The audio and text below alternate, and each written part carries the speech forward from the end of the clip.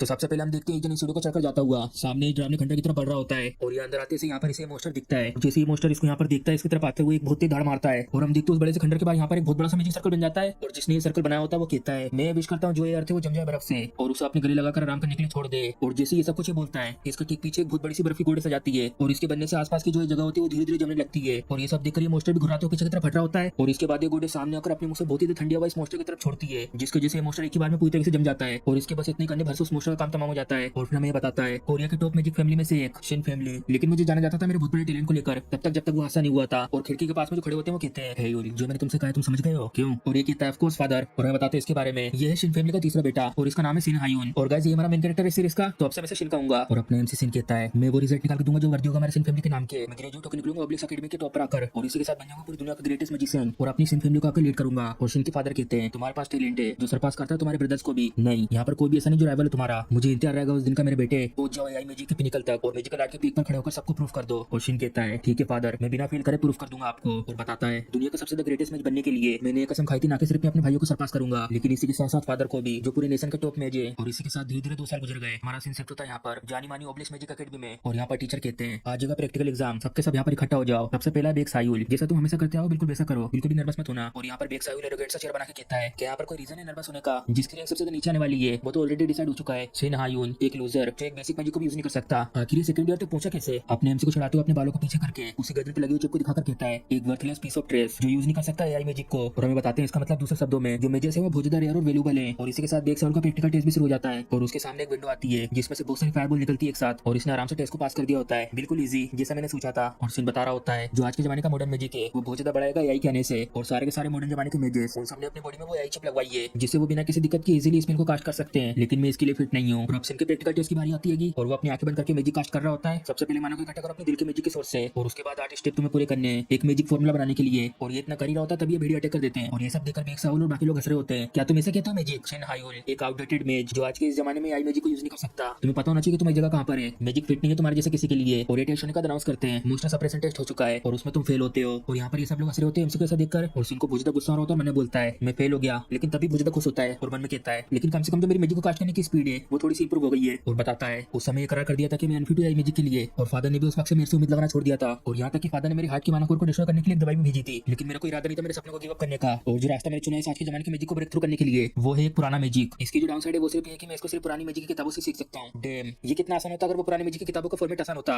अब तो इन किताबों की वजह से मेरे कमरे में धीरे धीरे जगह भी खत्म होती जा रही है। और पीछे मुड़कर देखता है और उसकी नजर पड़ती है इस किताब पर और उसको देखकर कहता है क्या मैंने इस तरीके की किताब भी खरीदी थी। और उसको हाथ में लेकर खोलता है और पेज पलट के चेक करता है ये भली बहुत ज्यादा पुरानी है लेकिन देखने में तो बहुत ज्यादा महंगी लग रही है। लेकिन आखिर इसमें ये क्या लिखा हुआ है। इस किताब को किसी ने हाथ से लिखा और वो भी बहुत बुरी तरीके से। हाँ आखिर ये क्या लिखा हुआ है रेबल बटेनियो। मुझे तो बहुत ज्यादा लंबा समय हो गया जब से मैंने ये नाम सुना था द रेबल बटेनियो ह्यूमैनिटी के सबसे पहले ग्रेट मैज और इसी के साथ सबसे पहले एम्परर मैजिक एम्पायर बटेनियो के और सारे मैजिक के क्रिएटर। जब मैं छोटा था मैंने इनके बारे में बहुत ज्यादा पढ़ा था और अचानक से उस किताब में से एक आवाज आती है और ये सब होता देखकर सिन भी चुक जाता और गिरा देता उस किताब को वहीं पर और उस किताब में से बहुत सारी रोशनी निकलने लगती है। आखिर ये सब क्या हो रहा है राइट इसमें से कैसे आ रही है। और इसी के साथ उसमें से एक आवाज आती है जो मेरी बनावट को शेयर करता है और मेरी आवाज को सुन सकता है। मेरे बेल बेंटेनियो ये बुक तुम पर छोड़ता हूँ। और ये आवाज सुनने के बाद सिन मन में कहता है ये आवाज और वो भी किताब के अंदर से। और याद कर रहा हूँ पहले की बात उस टाइम पे मुझे पता नहीं था मैं जो एआई मैजिक को लेकर सूटेबल नहीं था। ये एक फेक था और या तो मेरा लक। और टीचर कहते हैं यहाँ पे सबसे जो स्टूडेंट यहाँ पे प्रैक्टिकल एग्जाम में फेल होंगे उन्हें अटेंड करना होगा रिमाइंडर क्लास को। और ये सुनने के बाद स्टूडेंट कहते हैं हाँ कोई फेल हो जाएगा और वो भी प्रैक्टिकल एग्जाम क्या वही तो नहीं है जिसको एआई ने रिजेक्ट कर दिया है। और सिन बताता है मैं पावरलेस हूँ जो सिर्फ सहता है लेकिन मुझे कोई आइडिया नहीं था कि मैं वापस रिवाइव हो जाऊंगा। और इसके बाद हमारा सीन शिफ्ट होता है एकेडमी के अगले दिन पर। यहाँ पे सारे के सारे स्टूडेंट बैठ के लंच कर रहे होते हैं और हम देखते हैं यहाँ पर अपने एमसी सिन भी बैठा हुआ होता है और यहाँ पर सिन का दोस्त लंच लेके आ रहा होता है और सिन को देखकर कहता है क्या तुम यहाँ पर फिर से अकेले लंच कर रहे हो। और सिन उसकी तरफ देखकर कहता है हाँ क्या तुम यहाँ पर आकर बैठना चाहते हो। और यहाँ सिन के सामने वाली सीट पर बैठ रहा होता है और सिन के खाने को देखकर कहता है ओ ये भी दिखने में अच्छा लग रहा है। और सिन हमें बताता है इसके बारे में इसका नाम है जी सन चेन। एक्चुअली में भले ही दिखने में डम दिखता है लेकिन ये पूरी एकेडमी में टॉप 10 के अंदर आता है और सिर्फ 18 साल की उम्र में 3 सर्कल वाला मैजिशियन बन चुका है। ये एक्चुअली में बहुत ज्यादा स्किल्ड है और सिर्फ यही है जिसको मैं अपना एक फ्रेंड कह सकता हूँ। ये घटिया सी स्कूल लाइफ में। और सनचेन कहता है अगर यहाँ पर कोई ऐसा हो जो तुम्हें बुली कर रहा हो तो तुम मुझे बता देना मैं संभाल लूंगा उसे। ये सुनने के बाद शन कहता है नहीं मैं ठीक हूँ मेरे को बस कल एक अजीब सी किताब मिली थी। और ये सुनने का सनचेन कहता है क्या एक अजीब सी बुक मिली। हाँ एक ऐसी अजीब सी किताब जिसमें 3 पन्नों के बाद सब कुछ खाली है और वो किताब है रेबल बटेनियो के ऊपर। मुझे लगता है कुछ बच्चों की शरारतें होंगी। जब मैंने उसे ओपन करा वो अचानक से चमकने लगी और उसमें से आवाज भी आने लगी थी। और सुनने का सनचेन कहता है तुम जो कह रहे हो उस किताब के बारे में ऐसा लगता है उसमें कुछ सीरियस एरर है तो आके बताओ क्या कहा उस आवाज ने। और सिन बताता है उसने कुछ ऐसा कहते कि वो अपने मैजिक को अपने सक्सेसर को दे रहा है और यहाँ तक कि अगर तुम्हारा कॉन्स्टिट्यूशन सेम नहीं हुआ तो तुम ओपन नहीं कर पाओगे उस बुक को। और सुनने का सनचेन खुश होकर कहता है ओह ये तो सुनने में इंटरेस्टिंग लग रहा है क्या मैं ट्राई कर सकता हूँ उसको ओपन करने का। और सिन थोड़ा सीरियस होकर कहता है और उसमें लास्ट पेज में ये भी लिखा था तुम्हें सबसे पहले मरना होगा। और ये सुन के सनचेन हैरान हो जाता है क्या। और सिन बताता है इसमें जो माना सर्कल बनता है वो दिल में नहीं बनता इसको तुम्हें ब्रेन में क्रिएट करना पड़ता है। और ये सुनकर सनचेन कहता है ये क्या मजाक की बात कर रहे हो एक माना सर्कल और वो भी दिमाग में क्या तुम मुझे मरने का कह रहे हो ये सब चेक कर। चलो चेक करते सबसे पहले उस किताब को। और रात होने के बाद ये लोग आ जाते हैं अकेडमी के डॉर्मेटरी में और सनचैन सिंह के कमरे में आकर देखता है इस बुक को। तो ये है वो बुक और तुमने कहा था कि इसको ओपन नहीं कर सकते जब तक तुम्हारा कॉन्स्टिट्यूशन सेम ना हो, स्टेबल बैठे नहीं हो से। वो सिंह कहता है ये लो ट्राई करके देखो। और यहाँ पे सनचैन पूरी तरह से खोलने की कोशिश कर रहा होता है लेकिन उसे खुलने नहीं होती है बुक। हाँ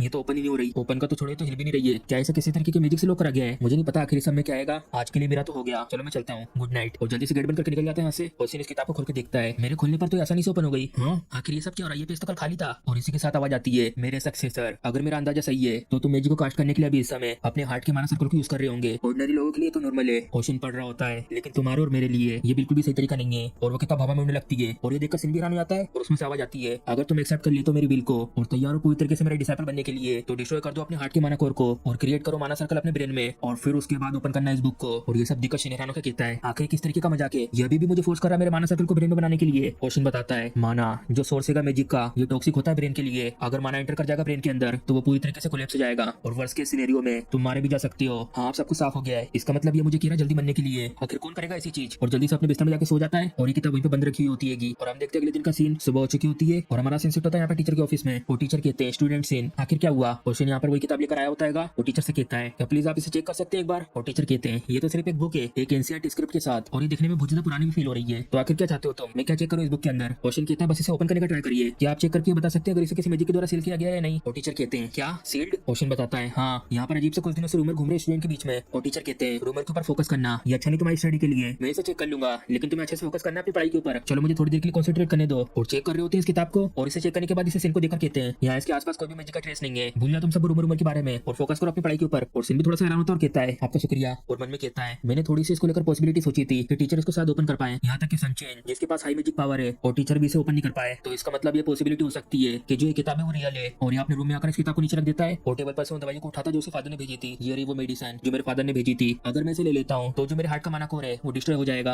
और उसके फादर की बात याद आती है, भूल जाओ मैजिक के बारे में, फोकस करो मैजिक की थ्योरी के ऊपर। और ये सब सोचने के बाद मन में कहता है, कुछ भी हो जाए मैं गिव अप नहीं करूंगा मैजिक के ऊपर। और इन दवाई को अपने हाथ में रखता है और इसके आंख कप आ रहे होते हैं इसको लेने से। और मन में कहता है, बिल्कुल मत डरो, वैसे भी जो मेरी लाइफ है वो ऑलरेडी किनारे तक आ चुकी है, अब मैं आज बनने वाला हूँ। और खा लेता हूँ उस दवाई को और धीरे धीरे दवाई का असर होने लगता है। ये तो बहुत दर्द कर रहा है, माना सर्कल का लिंक जो मेरे हार्ट से वो धीरे धीरे अब टूट रहा है। ये दर्द आज एक मैजिशियन बनने वाला है और बहुत सारा माना एक साथ उसके दिमाग में जा रहा होता है। और अभी ये सबसे ज्यादा कठिन चैलेंज, माना को भेजना अपने ब्रेन में। जितना जल्दी मैं अपने माना को अपने ब्रेन में सर्कुलेट करूंगा जो ये दर्द है वो धीरे धीरे चला जाएगा। ये दर्द तो ऐसा फील हो रहा है जैसे कि मुझे मार देगा। तो क्या डेथ इस तरीके से फील होती है? और डेथ के इस मोमेंट पर किसी ने मेरे कान के पास आकर कहा, क्या तुम मुझे सुन सकते हो फ्यूचर जनरेशन? क्वेश्चन मन में कहता है, ये आवाज है की माना की, लाइट डार्कनेस स्काई और अर्थ, माना से बनी हुई स्पिरिट डांस कर रही है मेरे आसपास आकर। हाँ मुझे ये सब सुनाई दे रहा है, उन सबका हंसना और गाना गाना, ये तो बिल्कुल ऐसा है जैसे कि वो मुझे ब्लेसिंग दे रहे हो। और ये सब उनका क्या खुलती है, क्या मैं जिंदा हूँ? और इस किताब की तरफ देखता है, यहाँ तो पहले खाली पन्ने थे, अब इसमें लिखा हुआ आ गया है। और अब जो आवाज है वो और ज्यादा क्लियर हो चुकी है। क्वेश्चन को आवाज आती है, कांग्रेचुलेशन, तुमने अपना पहला स्टेप अच्छे से ले लिया है, इड्रेड, ये है इस किताब का नाम। और अब इस मोमेंट से तुम्हारी लेजेंड शुरू होगी इस बुक इड्रेड के जरिए। क्वेश्चन मन में कहता है, इड्रेड के जरिए? और वो आवाज कहती है, मैं अब अपना पूरा मैजिक तुम्हारे ऊपर छोड़ के जा रहा हूँ, कोई एक ऐसा जो मेरे पास आया है नहीं, अब मुझे शायद तुम्हें कहना चाहिए मेरा डिसाइपल। और इस सुनकर सिन के भी आंसू आ जाते हैं। और हमारा सीन शिफ्ट होता है कुछ दिनों बाद अकेडमी में और यह टीचर सबको पढ़ा रहे होते हैं और ये इन्हीं सबकी पिछली बेंच पर सिनिया इस किताब में देखकर मन में कहता है, और भी नई नई चीजें इसमें ऐड हो चुकी है। आखिर किसने सोचा था मैजिक को सीखना इतनी ज्यादा मजेदार होगा? ये जो एड्रेस किताब है अपने अंदर बहुत सारी नॉलेज को रखती है। शुरू करते माना से, माना की खुद की एक विल होती है। बहुत सारे लोगों के लिए जब माना एंटर करता है ब्रेन के अंदर तो इसकी वजह से दो विल आपस में क्लैश करती है जिसकी वजह से ब्रेन डिस्ट्रॉय हो जाता है। इसीलिए जो माना है वो ब्रेन के लिए टॉक्सिक हो जाता है। लेकिन मैं इन सबसे अलग हूँ, जो ब्रेन की विल है वो ब्लॉक कर देता है माना की विल को।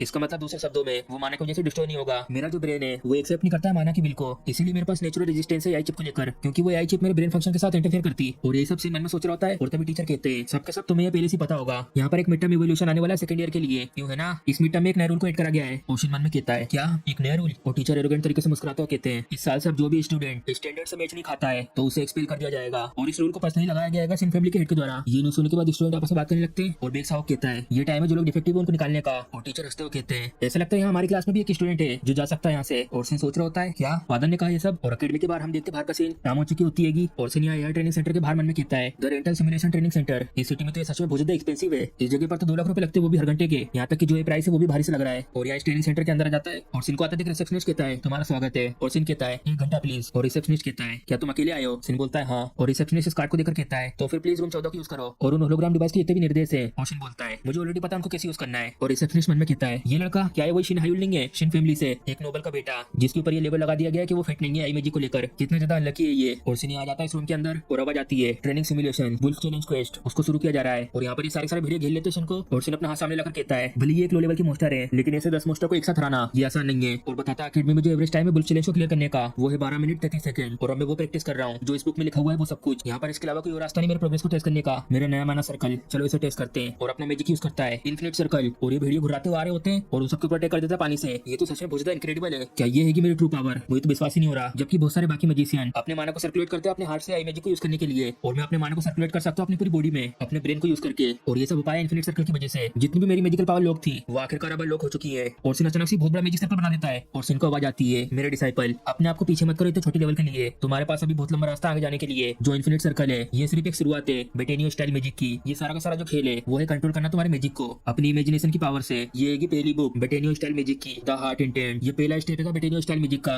और उसके बाद सिन जा रहा होता है ट्रेनिंग सेंटर से और रिसर्च में कहता है आपका बहुत बहुत शुक्रिया यहाँ पर आने के लिए, फिर से आइएगा। और इस रूम में जा रहा होता है साफ सफाई करने के लिए जहाँ से निकला था। अगर मैं इसके बारे में सोचूं जो ये गिर चुका जीनियस है, मैं सोच रहा हूँ कि आखिर इसने कैसे ट्रेनिंग करी होगी। उड़ान आता है सामने की तरफ देखकर सिन ने बुल चैलेंज कंप्लीट करा 6 मिनट 37 सेकंड में। ये तो इंटरनेशनल कंपटीशन लेवल का है, आखिर कैसे पॉसिबल हो सकता है। और एक खिचखिलात मारता है इस मशीन में, आखिर कैसे कोई अनफिट इंसान इसे रिकॉर्ड बना सकता है। ये जंग लगी चीज ऐसे लगता है फिर से टूट गई है। और सिन गुनगुनाते हुए यहाँ से जा रहा होता है। ये तो बस शुरुआत है मेरे लेजेंड की। और बताता है इन्फिनिट सर्कल, पहले सर्कल को जब बनाते हैं वो बहुत ज्यादा मुश्किल होता है। जो कुछ भी लिखा हुआ है इस बुक के अंदर ये पूरी तरीके से लगेगा जो भी मैंने मैजिक के बारे में अभी तक पढ़ा है। माना तुम्हारा हाथ पैर दिल और माइंड है, इसे तुम्हें जहाँ पे भी मूव करना है तुम अपनी इच्छा के अनुसार मूव कर सकते हो। आखिर इसका मतलब क्या है? एनलाइटमेंट का मिलना ऐसे शब्दों से ये बिल्कुल ऐसा जैसे कुछ शब्द छुपे हुए हैं इस ट्रांसपेरेंट पर्दे में, बिल्कुल ऐसा जैसे कि मैं इसे पकड़ सकता हूँ लेकिन फिर भी नहीं पकड़ सकता। मैजिक की स्टडी में वो लोग इसे कहते हैं एनलाइटमेंट की दीवार। जब मैजिशियन पाते हैं अपने आप को अपनी मैजिक की लिमिट पर तो वो लोग पहुंचते हैं इस एनलाइटमेंट की दीवार पर। ये चीज सच है और ये होता है हरेरा में। मैंने डिसाइड कर लिया आपसे मैं फोकस करूंगा अपनी पूरी बॉडी में माना को सर्कुलेट करने के ऊपर जैसा कि इस बुक इंडेड में लिखा हुआ है। लेकिन क्या सच में काफी रहेगा? और जिसे ये सब करने के बाद में उठा मुझे पता चला कि मैं अपने माना को पूरे 10 घंटे से सर्कुलेट करते आ रहा हूँ। नॉर्मली ये सब करने से मुझे इतना ज्यादा थक जाना चाहिए था जिससे कि मैं वहीं पे बेहोश हो जाऊं, लेकिन ऐसा कुछ हुआ नहीं। और यहाँ तो देखो ऑलरेडी सुबह हो चुकी है और सिन का दोस्त संचिन भी आ रहा होता है और खुश होकर कहता है गुड मॉर्निंग सिन, आखिर क्या हुआ? तुम तो आज बहुत ज्यादा थके थके लग रहे हो, क्या तुम ठीक हो? कुछ हुआ तो नहीं है? और सिन मन में कहता है लगातार ऐसे माना को सर्कुलेट करते रहना ये बिल्कुल भी आसान नहीं है, मुझे जल्दी आदत डालनी होगी इस नए माना सर्कल की जिससे कि मैं इसे अच्छे से यूज कर पाऊं। जब मैं 12 साल का था तब मैंने अचीव कर लिया था सेकंड सर्कल और ये सब देखकर लोग मुझे प्रोडिजी कहने लगे। और उसी वक्त से मेरे फादर की उम्मीद भी बहुत ज्यादा हाई हो गई थी। लेकिन अभी मैं सिर्फ अपने ब्रेन में पहला सर्कल बना सकता हूँ। क्या तो सही तरीका आगे बढ़ने का? एनलाइटमेंट की दीवार को तोड़ना एक रास्ता है मैजिक में और ज्यादा आगे बढ़ने का। ये चीज मेरे फादर ने मुझसे कही थी जब मैं एक बच्चा था, लेकिन उस समय उनकी उम्मीद मुझसे बहुत ज्यादा थी और उन्होंने मुझसे कहा था कि परफेक्शन सिर्फ एक चेन है और जो झूठ है वो पैदा होता है इंसानों के घमंड से। और ये सब सोच के सिन को अपने आंसर का जवाब मिल जाता है परफेक्शन एक झूठ है। अब मैं फील कर सकता हूँ मेरे माना को अपने हाथ और पैरों में, दिल और दिमाग उसे मैं कहीं पे भी मूव कर सकता हूँ अपनी मर्जी के मुताबिक। परफेक्शन एक फ्री इमेजिनेशन है जिससे इंस्टेंट स्पेल कास्टिंग कर सकते हैं जिसके लिए इंकेंटेशन की जरूरत नहीं है। और जो एआई मैजिक है वो यूज करता है सबसे शॉर्टेस्ट इंकेंटेशन किसी भी स्पेल को एक्टिवेट करने के लिए। लेकिन जो कास्टिंग का तरीका इसमें कंसिस्टेंसी बनाए रखनी होती है। लेकिन जो तरीका बताया गया बेटेनियो के द्वारा उस किताब में उसमें तो सिर्फ अपनी मन की बातों को फ्रीली तरीके से यूज करने के बारे में। एक ऐसा स्पेल जो अपने शेप को फ्रीली चेंज कर सकता है, एक ऐसा स्पेल जो इग्नोर कर देता है मैजिक फॉर्मूला के एल्गोरिथम स्ट्रक्चर को। और यहाँ तक कि मेरे पास सिर्फ अभी पहले सर्कल है और ये मुझे फिजिकली बहुत ज्यादा थका देता है। मुझे तो विश्वास ही नहीं हो रहा कि मैं इम्पॉसिबल मैजिक यूज कर पा रहा हूँ। इतने सालों से जो एनलाइटमेंट की दीवार चलती आ रही हरेरा में मैं पास की एनलाइटमेंट दीवारों को तोड़कर बढ़ रहा हूँ बहुत ज्यादा ऊंचाई पर। और हम देखते हैं अकेडमी का सीन और टीचर यहाँ पे सिन की क्लास में आके कहते हैं एक विजिटर आया तुमसे मिलने। और सुनने का सिन कहता है क्या एक विजिटर? और जा रहा होता है टीचर के साथ और टीचर कहते हैं हाँ तुम्हारे फादर यहाँ पर आए तुमसे मिलने के लिए। और सुन के सिन भी थोड़ा सा हैरान हो जाता है और मन में कहता है क्या फादर आए हैं? और बाहर से वो खटखटाते हैं। सिन के फादर कहते हैं आ जाओ अंदर। और टीचर अंदर आके कहते हैं मैं लेकर आ गया यहाँ पे हायुल को। और सिन के फादर देखते हैं सिन की तरफ मुड़ के और सिन अपने फादर को देखकर कहता है बहुत लंबा समय हो गया फादर। और सिन के फादर इशारा करते हैं और ये देखकर टीचर कहते हैं ठीक है मैं भी चलता हूँ। और सिन के फादर कहते हैं तुम अभी भी स्कूल में आ रहे हो और तुम्हें देखकर ऐसा लग रहा है कि जो मैंने तुम्हें मेडिसिन भेजी थी तुमने अभी तक उसे लिया नहीं है। और सिन कहता है हाँ लेकिन अभी कुछ समय से मैंने अपने मैजिक में प्रोग्रेस करी है। और ये सुनकर सिन के फादर कहते हैं प्रोग्रेस करी है? तुम अभी भी वो होपलेस सपने के पीछे भाग रहे हो। हाँ लेकिन इस बार मैं पूरी तरह से तैयार हूँ एक ऐसा ग्रैंड मैजिशियन बनने के लिए जो इस एरा को आगे बढ़ाएगा। और ये सुनने के बाद सिन के फादर हैरानी से देखते हैं सिन को और सिन पूरी तरीके से कॉन्फिडेंट होता है अपनी बातों पर। और फादर सिन के साथ छोड़कर कहते हैं आयुल तुमने ऑलरेडी बर्बाद कर दिया अपने 1 साल को, अब टाइम आ चुका है रियलिटी को फेस करने का। चाहे तुम कितनी भी कड़ी मेहनत क्यों ना कर लो और भले फ्यूचर में कुछ भी अकम्प्लिश क्यों ना कर लो, जब तक तुम्हें एआई मैजिक रिजेक्ट करेगा तुम कभी भी एक प्रॉपर मैजिशियन नहीं बन पाओगे। लेकिन फिर भी तुम्हारे पास एक यूनिक टैलेंट है। अगर तुम गिव अप कर देते हो अपने पॉइंटलेस आइडियल्स के ऊपर और स्टडी करते हो मैजिक थ्योरी प्रॉपर तरीके से, भले तुम फिट ना हो एआई मैजिक के लिए लेकिन तुम फिर भी अपने टैलेंट का यूज कर सकते हो ये सब करके। सिन कहता है जैसा मैंने पहले भी कहा था मैं गिव अप नहीं करने वाला मैजिक के ऊपर। मैं कोई नॉर्मल लाइफ जीना नहीं चाहता अपने फादर के फैमिली नाम के ऊपर निर्भर रहकर। जो मुझे चाहिए वो ये है कि मैं बनना चाहता हूँ मेडोसिन फैमिली का नेक्स्ट हेड। और सिन की बात सुनकर सिन के फादर थोड़ा देर चुप हो जाते हैं और फिर कहते हैं बनना एक ग्रैंड मैजिशियन और मेडोसिन फैमिली का नेक्स्ट हेड ये कोई ऐसी चीज नहीं है जिसको सिर्फ तुम अकेले एम्बिशन के साथ अचीव कर सकते हो। और सिन कहता है मैं आपको प्रूफ करके दिखाऊंगा।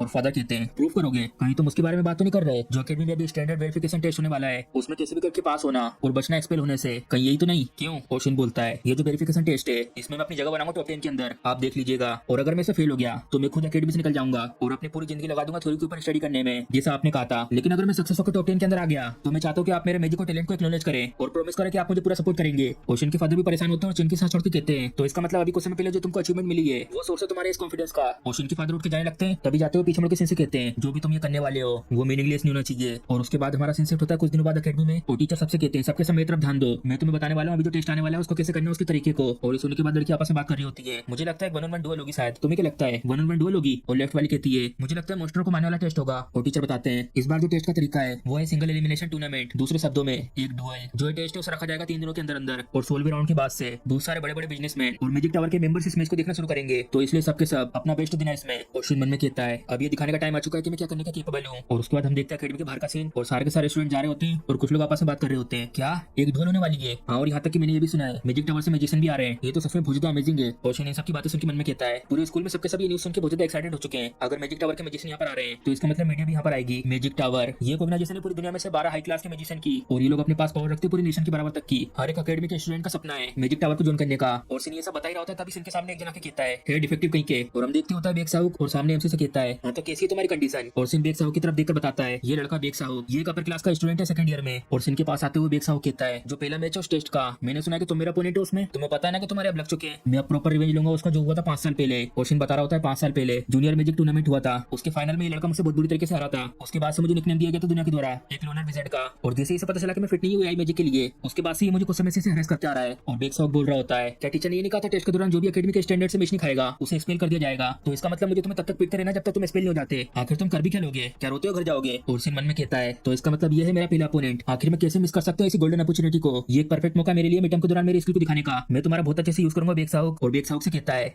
तो आखिर अच्छा ये होने वाला तुम्हारे साथ। और ये सुनने के बाद बेग साहू को गुस्सा आ जाता है क्या कहा तुमने। और आसपास में सब लोग की नजर पड़ती है उन लोगों के ऊपर। और बेग साहू चिल्ला के कहता है क्या ये कमीना इंसान हो चुका है, कहीं तुम पागल तो नहीं हो गए, क्या तुम अभी भी नहीं समझ पाए अपनी सिचुएशन को, तुम डिफेक्टिव कहीं के आखिर तुम देख कर रहे हो। और सिन बेग साहू से कहता है तुम तो अभी भी बहुत ज्यादा तेज बोलते हो, बिल्कुल वैसा जैसे तुम 5 साल पहले थे। उस वक्त तो तुम मुझसे बहुत बुरी तरीके से आ रहे थे, क्या तुम अभी तक बिल्कुल भी इंप्रूव नहीं कर पाए। और इस उनके बेग साहू को गुस्सा आ रहा होता है। और सिन कहता है मुझे माफ करना, कहीं तुम अभी भी नाराज तो नहीं मुझसे हारने को लेकर। एक रोता हुआ विजार्ड बेग साहू। और बेग साहू गुस्से में कहता है डैम इट तुम, और कॉलर पकड़ लेता सिन की, तुम डिफेक्टिव कमीने कहीं के। और सिन बेग साहू की आंख को झटका के कहता है गंदगी में रहते हुए शायद तुम ये नहीं समझ सकते, लेकिन गिरता वही जो पहले कभी टॉपर था और जो पहले जीनियस रह चुका है वो हमेशा एक जीनियस होता है। मेक श्योर करना कि तुम ये याद रखो। और चला जाता है यहाँ से। और पीछे बेग साहू अपनी नाखूनों से बातों कहता है ये डिफेक्टिव कमीना कहीं का, मैं तुम्हें पीस कर जला कर राख कर दूंगा। और उसके बाद हम देखते हैं अगले दिन का सीन। सीन इस आर्टिकल को देखकर कहता है जीनियस का एक मैग्निफिसेंट रिटर्न होने वाला है, सिन फैमिली का गिरा हुआ प्रोटेजी फिर से वापस टॉप पर आने वाला है सारी मुसीबतों से लड़के। और जरा देखो तो इंटरनेट पे सबसे पहले पन्ने पर है बेग साहू फैमिली, ये लोग भी बिल्कुल कम नहीं है सब करने में। उसके लिए तो ये आसान रहा होगा एक जर्नलिस्ट को ढूंढकर मेरे बारे में आर्टिकल लिखना। और यहाँ तक कि जो उसकी पर्सनैलिटी है मुझे पता है कि वो कुछ ऐसे करेगा। इस मिड टर्म के टेस्ट के दौरान ये लोग सोच रहे हैं कि प्रोटेजी का रिटर्न होने वाला है, ये तो मेरे लिए अच्छा ही है, जितने लोगों की नजर रहेगी मेरे ऊपर उतना ही मेरे लिए अच्छा होगा। और सिन का फोन बजने लगता है और उठा के कहता है हाँ फादर मैंने देखा आज का आर्टिकल, और आपको इसके बारे में चिंता करने की जरूरत नहीं है, मैं सबको संभाल लूंगा। और फादर कहते हैं क्या तुमने ये सब करवाया था। सिन कहता है हाँ मैंने बेग साहब को थोड़ा सा प्रोवोक करा पब्लिक अटेंशन को अपनी तरफ करने के लिए। और सिन के फादर कहते हैं सिन हायुल जो तुमने स्कूल में जो प्रपोजल मुझे दिया था वो मैंने एक्सेप्ट इसलिए करा था, इसलिए नहीं कि मैं तुम्हारे पर भरोसा करता हूँ, वो इसलिए क्योंकि सिन फैमिली में अभी तक कोई हारा नहीं है और मैं बिल्कुल भी एक्सपेक्ट नहीं कर रहा हूँ कि तुम जीतोगे। जो वो आर्टिकल है उससे हमारी सिन फैमिली की बदनामी हो सकती है, तो आखिर तुम क्यों कह रहे हो कि मुझे इसके बारे में चिंता करने की जरूरत नहीं है। और सिन कहता है जो पब्लिक है उसे ऑलरेडी विश्वास हो चुका है कि मुझे सिन फैमिली से निकाल दिया गया है, अगर भले मेरी वजह से बदनामी हुई तो सिन फैमिली में सब बहुत कम असर होगा।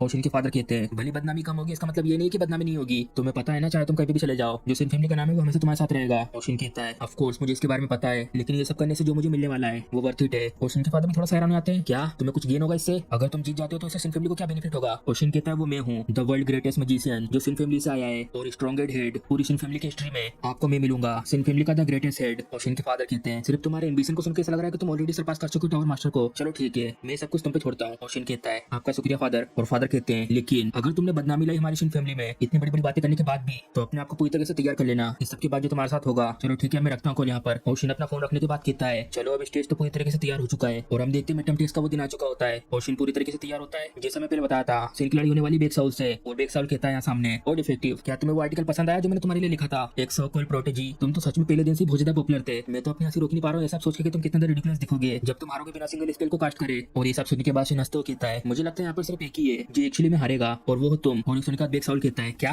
कहीं ये पागल तो नहीं हो गया। और सिन कहता है तुम्हारा बहुत बहुत शुक्रिया, जैसा मैं चाहता था तुमने वैसे ही करा, लेकिन तुम मुझे बिल्कुल पसंद नहीं करते हो क्यों है ना, वैसे भी मुझे तुम्हारे जैसे किसी की बिल्कुल भी परवाह नहीं है, तो इसलिए मैं इसको जल्दी खत्म कर दूंगा और तुम भी मेरे सामने होल्ड बैक मत करना। और सुनने के बाद बेग साउल कहता है तुम सच में इंसान जा चुके हो क्यों है ना। और सिन अपनी एक उंगली ऊपर करके कहता है एक सर्कल मैं तुम्हें हराऊंगा सिर्फ सिंगल सर्कल के स्पेल से। और सिन की बात यहाँ पर सबके सब सुनते हैं और बेग साउल गुस्से में कहता है तुम लो लाइफ कहीं के, तुम्हारी हिम्मत कैसे हुई मुझे ये सब कहने की, तुम पीस ऑफ ड्रेस और रेफरी सिटी में जाकर कहते हैं public academy second year mid term exam का जो पहला मैच है वो शुरू होता है स्टार्ट। और बेग साउल अपने हाथ को सामने करके कहता है मरो तुम पीस ऑफ ड्रेस कहीं के, और यूज करता अपनी फायरबॉल को। और बहुत सारे फायरबॉल यहाँ पर आ रहे होते हैं और ये फायरबॉल सिन के पास आता है, सिन इसे आराम से डॉज करके मैंने बोलता है बेग साउल का स्पेशल मैजिक एक्सप्लोजन। और हम देखते हैं बेग साउल के पीछे जो चिप होती है उसमें से बिजली निकलती है और बेग साउल चिल्लाते हुए कहता है थर्ड सर्कल स्पेल एक्सप्लोजन। और सिन भी एक्साइटेड हो जाता है उसको ये करता देखकर। और जहाँ पे सिन खड़ा होता है बेग साउल के सामने से वहाँ पे बहुत धमाका होता है और हंसते हुए कहता है यही होता है तुम्हारे साथ जब तुम्हें काकी बास्टर्ड की तरह एक्टिंग करते हो। और अचानक से हैरान हो जाता है हाँ नहीं ऐसे नहीं हो सकता, एक भी भी स्क्रैच नहीं, चलो तो फिर इसको ट्राई करते हैं। और लगातार 3 फायरबॉल अटैक करता है सिन के ऊपर और सिन इसके सामने यूज करता है अपना वाटर मैजिक और अपने सामने पानी लाकर उस फायर मैजिक को बुझा देता है। और ये देखकर बिग साउक हैरान आता है, क्या ये तो मेरा एक स्पेशल स्पेल था एक्सप्लोजन, उसको इसने इतनी आसानी से ब्लॉक कर दिया।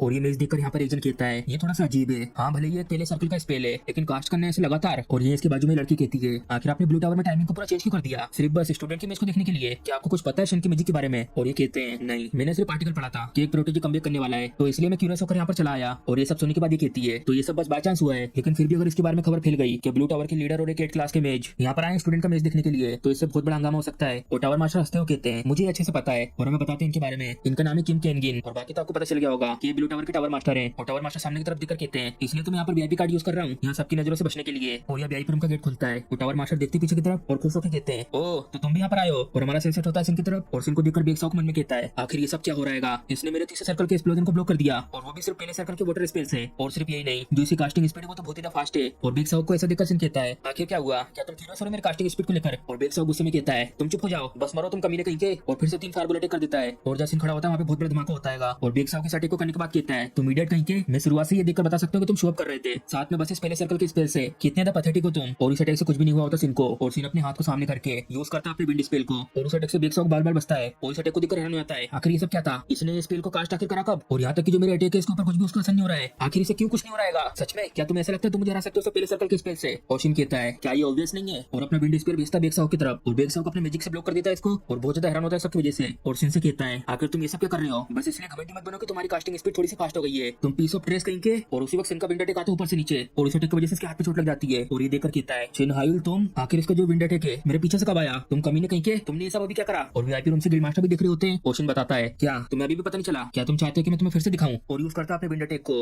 और उस विंड से एक चिड़िया बन जाती है और सिन उसे भेज देता है सीधे बिग साउक की तरफ। और उसको देखकर बिग साउक हैरान हो जाता है आखिर ये सब क्या है, क्या सच में एक विंड स्पेयर है? एक विंड स्पेयर, उसमें तो कोई भी डबल शॉट प्रॉपर्टी नहीं होना चाहिए थी। और शिन कहता है हाँ तुम सही कह रहे हो, ऐसा नहीं होना चाहिए था, लेकिन मैं कर सकता हूँ, तो इसलिए ट्राई करो ये सबको ब्लॉक करने का। इस बार मैं तुम्हारी तरफ 4 बजने वाला हूँ। और ये सबके सब स्पीड में जा रहे होते हैं और बिग साउक के अटैक से बचने के लिए अपने सामने बैरियर बनाता है और वो सारे विंड अटैक बहुत स्पीड में उसके बैरियर में जाकर टकराते हैं। और बिग साउक खुश होकर मन में कहता है भले ही एक पहला सर्कल है, बस मैं से ऐसे अच्छे से ब्लॉक करता रहा तो सब कुछ ठीक रहेगा। और अचानक से इसके पीछे से अटैक पड़ता है, एक अटैक आया मेरे ठीक पीछे से। और शिन कहता है इसके बारे में सोचने ठीक है, लेकिन क्या तुम श्योर हो तुम वहाँ पे खड़े रहना चाहते हो ऐसा डरे हुए देखकर, क्योंकि जो मैच है वो तो अब जाके स्टार्ट हुआ है। और लगातार अपने बहुत सारे विंड अटैक भेजता है और बिग साउक इसे बचते हुए कहता है तुम डेविड बाशर्ट कहीं के, मुझे किसी भी करके इस अटैक की रेंज से निकलना होगा और इसके और मेरे बीच में दूरी बनानी होगी। मैजिक पावर और उसकी जो रेंज होती है वो लिमिटेड रहती है कुछ खास एरिया तक की, अगर मैं अच्छी खासी दूरी बना लूं इसके अटैक से तो ये जो अनप्रेडिक्टेबल अटैक है वो मेरे तक पहुंच नहीं पाएंगे। और बिग साउक को ये सब करते देखकर सिन कहता है वेल ये तो अच्छा डिसीजन है तुम्हारा, चलो तो ठीक है अगर ऐसी बात है। और अपने हाथों को सामने की तरफ रख के एक साथ लाता है और एक बड़ा सा विंडो टेक बनाता है। बिग साउक इसको देखकर हैरान होता है क्या, और हवा से बनी हुई इतनी बड़ी चिड़िया ठीक इसके सामने होती है और इसके पास कोई भी रास्ता नहीं होता इसे बचने के लिए। और ये सब देखकर गिल्ड मास्टर भी हैरान होकर कहते हैं ये सिर्फ लगातार सिर्फ स्पेल ही नहीं कास्ट कर सकता, लेकिन साथ ही में उनकी दिशा को चेंज करके हवा में उन सबको एक ही साथ जोड़ सकता है। आखिर किस तरीके का मैजिक है? और हम देखते जो प्लेयर्स वीआईपी रूम के अंदर आते वो होते हैं शिन के फादर। और इनसे गिल्ड मास्टर पूछते हैं लॉर्ड शिन आपका क्या कहना है? और हमें बताते हैं शिन के फादर के बारे में, ये मेडोसिन फैमिली के हेड हैं और 8वें सर्कल के मैजिशियन और इनका नाम है सिन हिनायुक। और गिल्ड मास्टर की सेक्रेटरी कहती है आपने सही कहा, जो सिन का मैजिक है वो तो हर एक ओपन सोर्स के मैजिक को साफ साफ अनदेखा कर रहा है। और हमें बताते हैं open source magic, reverse cutter और इन सब की यहाँ पर रेंज पहले से फिक्स है। एग्जांपल के तौर पर रिवर्स कटर अगर टारगेट 38 मीटर से दूर है तो उसका स्पेल पहुंच नहीं पाएगा उस तक, और अगर अटैक की दिशा एक बार बदल जाए तो उसे फिर से चेंज नहीं कर सकते। दूसरे शब्दों में ओपन सोर्स मैजिक सिर्फ उसी के अनुसार काम करता है जैसा उन्हें सेट किया गया अपनी लिमिटेशन के साथ। इसीलिए जो नए जमाने की जितनी भी डुएल होती है वो रिजेंबल करती है एक मेटल गेम को,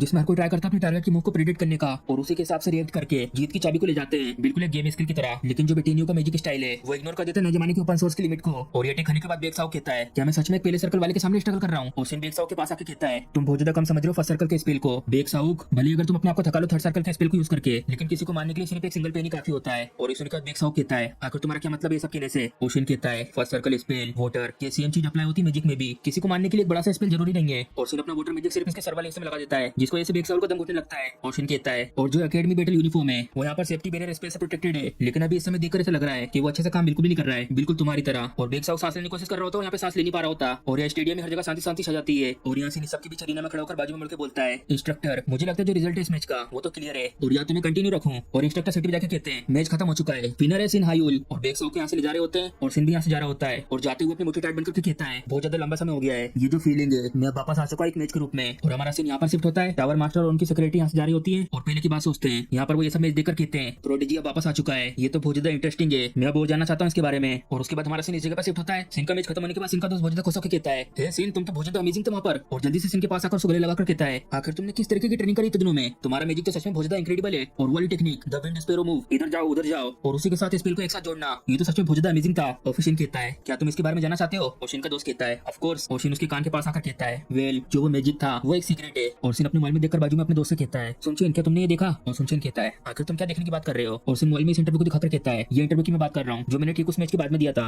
और वैसे भी तुम क्यूरियस हो रहे थे ना मेरे मैजिक के बारे में, तो तुम्हें ये जरूर देखना चाहिए। और हम देखते हैं जब शिन का इंटरव्यू रहा था उस समय का सीन, और बहुत सारे रिपोर्टर इन लोगों के सामने होते हैं और उनमें से एक कहता है शिन तुमने वो जो इंस्टेंट कास्टिंग मैजिक दिखाया था आखिर एग्जैक्टली में वो था क्या? और आखिर तुम वो लगातार ऐसे मैजिक कैसे कास्ट कर पा रहे थे? और लगातार ऐसे बहुत सारे क्वेश्चन पूछ रहे होते हैं शिन से मैजिक के बारे में। और ये बाजू में से आते हुए टावर मास्टर कहते हैं ये सारे के सारे क्वेश्चन का आंसर मैं देता हूँ तुम्हारे लिए। और उनको यहाँ तक देखो शिन हैरान हो जाता है हाँ the lord of blue tower, the ice king, demon king, Kim की इंजन। और टावर मास्टर कहते हैं शिन मैंने देखा तुम्हारे अभी के मैच को बहुत ज्यादा इंटरेस्ट है, मुझे लगता है जो तुमने यूज करा था वो एक फोर्थ सर्कल का स्पेल मेमोराइज था। और रिपोर्टर हैरान के कहते हैं क्या मेमोराइज? और टावर मास्टर अपने हाथ में फायर को क्रिएट करके दिखाते हैं और रिपोर्टर्स भी ये सब देखकर थोड़ा पीछे हो जाते हैं। और टावर मास्टर कहते हैं ये स्पेल अलाउ करता है तुम्हें एडवांस में स्पेल की तैयारी करने में, और जब जरूरत पड़े इसको यूज करने की तो तुम इसको लगातार यूज कर सकते हो। मेमोराइज के साथ लगातार मैजिक को कास्ट करना ही पॉसिबल है। और रिपोर्टर्स कहते हैं अगर ये इतना यूजफुल है तो इसको बहुत सारे लोग यूज क्यों नहीं करते? और टावर मास्टर कहते हैं वेल जो मेमोराइज है उसकी भी एक डाउन साइड है, ये सिर्फ यूजर के हिसाब से अपने अंदर 3 सर्कल से नीचे वाले स्पेल को स्टोर करके रख सकता है। क्या शिन में करेक्ट हूं ना इसको लेकर? और शिन कहता है हाँ आप सही कह रहे हो। और मन में कहता है मैं तो ये सोच रहा था कि आखिर मैं सबको कैसे एक्सप्लेन करूंगा ये बटेनियो मैजिक स्टाइल के बारे में, और आपने यहाँ कर मेरी मदद कर दी जिसकी मेरे को बहुत ज्यादा जरूरत थी इस समय। और रिपोर्टर कहते हैं तो इसका मतलब जो शिन का स्किल लेवल है वो चौथे सर्कल लेवल तक का है? और टावर मास्टर कहते हैं हाँ, और मैं देखकर गारंटी दे सकता हूँ। और लगातार रिपोर्टर्स बहुत सारे फोटो खींच रहे होते हैं और फिर कहते हैं एक चौथे सर्कल के लेवल तक आना और वो भी इतने यंग एज में, ये तो बिल्कुल टावर लोड की जैसा है। तो चलो जबकि ब्लू टावर के लोड ने कंफर्म कर दिया है तो यहाँ पर हमको कोई भी डाउट नहीं है इसको लेकर। और हमारा सेंस होता है प्रेजेंट में। सुनचेन सिन से कहता है क्या तुम सच में एक फोर सर्कल के मैच बन चुके हो? लेकिन अगर इस सबको साइड में रखें तो तुम कैसे एक्सप्लेन करोगे वो जो ओपन सोर्स का मैजिक है उसके रूल को? सिन कहता है अच्छा उसके बारे में। और हमारा सिन वापस इंटरव्यू की तरफ शिफ्ट होता है और टावर मास्टर कहते हैं अच्छा उसके बारे में, और सोचते हैं इसके बारे में। और ये भी थोड़ा सा परेशान हो जाते हैं कि आखिर इसके बारे में कैसे एक्सप्लेन करें इनको। ओशन कहता है प्लीज मुझे अलाउ करिए मैं समझाता हूँ इसके बारे में। ओपन सोर्स के मैजिक के रूल को इग्नोर करना ये तो बहुत ज्यादा सिंपल है, बस तुम्हें मॉडिफाई करना है स्पेल के फॉर्मूला को। और टावर मास्टर सुन के बहुत ज्यादा हैरान होते हैं क्या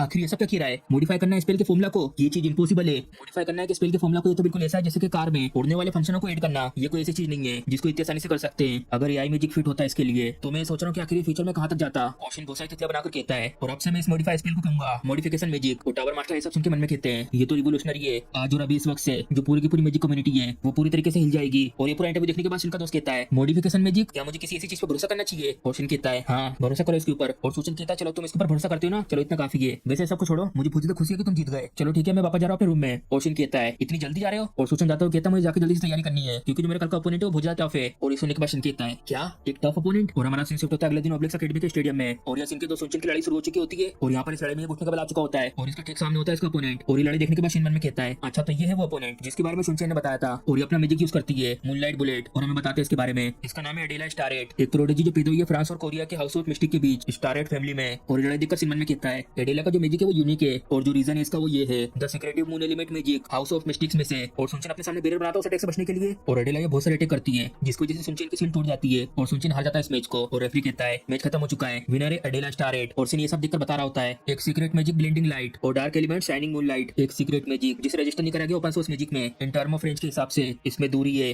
पावर है और बहुत सारे फीचर्स हैं। ये तो नेचुरली फील करना, ये कि अगर इस लड़ाई करेंगे तो डिफिकल्ट होगा। और सिन अपनी आंखों के देखता है उसकी तरफ जो रुको, और एडेला ठीक उसकी तरफ देख रही होती है और सिन कंफ्यूज जाता है उसको अपनी तरफ देखकर क्या ये अभी मेरी तरफ दिख रही है। और सिन अपने दोस्त के पास आकर कहता है तुमने बहुत अच्छा काम करा। और सुनचन को गुस्सा आ रहा होता है डेमिट फेस करना एडेला को अपोनेंट के रूप में, सच में ये तो मेरा बेड लगता। और हम देखते हैं एडेला इनके ठीक पीछे से आ रही होती है और सुनचन कहता है क्या तुमने जीत लिया अपना सेकंड मैच? और सिन कहता है ऑफ कोर्स, तो इसका मतलब जो तुम्हारा अगला अपोनेंट है। और वो इतना ही बोल पाता है फिर पीछे से एडेला के कहती है अभी जो मैच हुआ था वो अच्छा था, तुमने अच्छी फाइट करी थी। और ये सुनने के बाद सुनचन कहता है ओह तुम्हारा शुक्रिया, इस लड़ाई से मुझे भी बहुत सी चीजें सीखने को मिली। और एडेला सीधे सिन की तरफ देखती है और सिन कंफ्यूज आता है उसके ऐसे देखने से। और एडेला बोलती सिन से सिन हायुल अब तुम वापस आ रहे हो उस रास्ते पर जहाँ पे मैच को आना चाहिए, क्यों है ना? और जो मेरा रीजन था इस एकेडमी में एंटर करने का, मैं आशा करती हूँ कि तुम्हें वो याद होगा। ओशन बताता है मिडोशिन फैमिली और हाउस ऑफ मिस्टिक में से एडेला और मैं हम दोनों एकेडमी में एंटर करने से पहले एक दूसरे को जानते हैं। सिन फैमिली और हाउस ऑफ मिस्टिक दोनों के अच्छे रिलेशनशिप है, इसी की वजह से बहुत सारे इवेंट में हम दोनों को मिलने का मौका मिला। अगर मैं समझाऊं एडेला और मेरे रिलेशनशिप को एक ही शब्द में तो वो है राइवल्स का। एडेला ने यहाँ तक कि फ्रांस में सबके लिए अपनी पढ़ाई पे भी गिव अप कर दिया था और ऑब्लिक्स एकेडमी में एंटर किया था मुझे सरपास करने के लिए। लेकिन जिस वक्त से मेरे को एआई मैजिक के लिए अनफिट करार किया गया था उस दिन से हम लोगों ने एक भी बार बात नहीं करी। बन जाना एक लेवल जो यूज नहीं कर सकता कि एआई मैजिक को, ये मेरे लिए एक बहुत ज्यादा बड़ी चौंका देने वाली चीज थी और एक बहुत बड़ा झटका एडेला के लिए जो खो चुकी थी अपने गोल को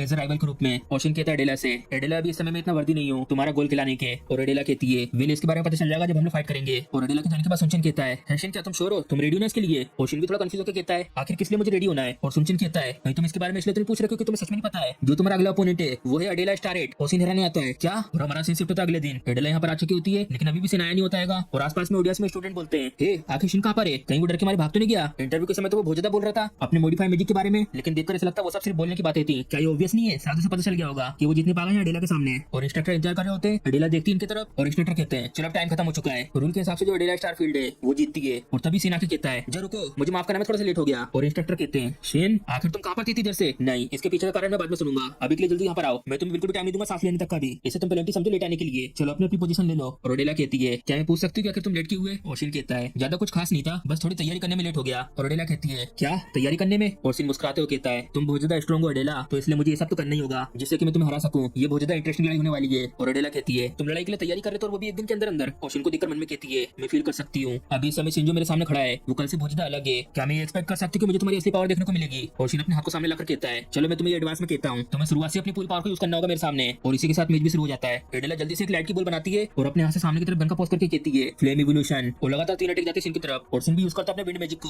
और आराम से इस फायर अटैक को ब्लॉक कर देता है। और ओडेला अपना मौका बनाती है और तभी ओडेला के हाथ में से गोल्डन कलर की रोशनी निकल रही होती है और क्रिएट करती है अर्थ नीडल। और इसको यूज करने से नीचे की जमीन चिटकने लगती है और उस दरार में से बहुत सारे पेने गोल्डन कलर के अटैक सिन की तरफ आ रहे होते हैं। और सिन साइड में कूद के उन सबसे बच जाता है। सिन को इस हवा में देखकर ओडेला कहती है ऐसे बीच हवा में लेकर तुम इसे डॉज नहीं कर पाओगे। और सिन की तरफ देखकर अपना एक अटैक यूज करती है एरो इंपैक्ट। और ये अटैक देखकर सिन मन में कहता है बीच हवा में एक अटैक और वो भी ऐसे डिफेंसलेस स्टेट के समय, अगर भले तुम्हें ये पता है कि अटैक आने वाला है लेकिन तब भी उसे तुम डॉज नहीं कर पाओगे। बहुत सारे लोग यही सोचेंगे लेकिन। और यूज करता अपना बैरियर और वही रुक जाता बीच हवा में ही। और सिन को ऐसा करता देखकर स्टूडेंट हैरान हो जाते हैं, डिफेंस बैरियर बनाना और वो भी बीच हवा में, ऐसा हो नहीं सकता। और ओडेला भी हैरान होकर कहती है आखिर ये सब क्या है? इसने बैरियर को उल्टा कर दिया और उसे यूज कर रहा है एक प्लेटफॉर्म की तरह। सिन हायून तुम तो अभी भी बिल्कुल सेम हो, साथ में एक यूनिक मैजिक सेंस के। और सिन मन में कहता है जो सीक्रेट मून एलिमेंट का मैजिक है उसको काउंटर करने के लिए मेरे को हर चीज यूज करनी होगी जो भी मेरे पास है। और इस चीज को पूरा करने के लिए यहाँ तक कि मैं सूरज को भी इस लड़ाई में ले आऊंगा। और ओडेला भी अपना स्टैंड लेती है किसी भी अटैक से बचने के लिए। और सूरज की लाइट की वजह से दिक्कत हो रही होती है, ये सूरज की लाइट इसकी वजह से मैं अच्छे से देख भी नहीं पा रही हूँ, अटैक आने वाला है, मेरे पास कोई और चॉइस नहीं इसको डिफेंड करने के अलावा। और यूज करती है अपनी ग्रेट शील्ड और सिन कूद जाता है अपने बैरियर से ओडेला की तरफ और हवा में विंड डिस्क से तलवार बनाकर बहुत तेज मारता है ओडेला के शील्ड में। और सिन उस बैरियर को तोड़ने की कोशिश कर रहा होता है और तभी वो उस बैरियर से पीछे की तरफ फिकाता है और ठीक यहाँ आकर रुकता है। और सिन के अटैक को देखने के बाद ओडेला मन में कहती है अब मेरी बारी है। और ओडेला यूज करने वाली होती है और अचानक उसका पेड़ नीचे जमीन से बंध जाता है और ये सब होता देखकर ओडेला हैरान हो जाती है। अर्थ बाइंडिंग आखिर इसने करा कब? कहीं इसका मतलब जब ये पीछे की तरफ गया था उसी वक्त इसने इस स्पेल को यूज कर दिया था। ये सच में बहुत ज्यादा फास्ट है, मैं अपनी आंखों से बड़ी मुश्किल से कीप अप कर पा रही हूं इसकी मूवमेंट को। और सिन बहुत स्पीड में इसकी बाजू में जाता है और जल्दी से अपने इन्फिनिट सर्कल को एक्टिवेट करके यूज करता है अपने वाटर मैजिक को।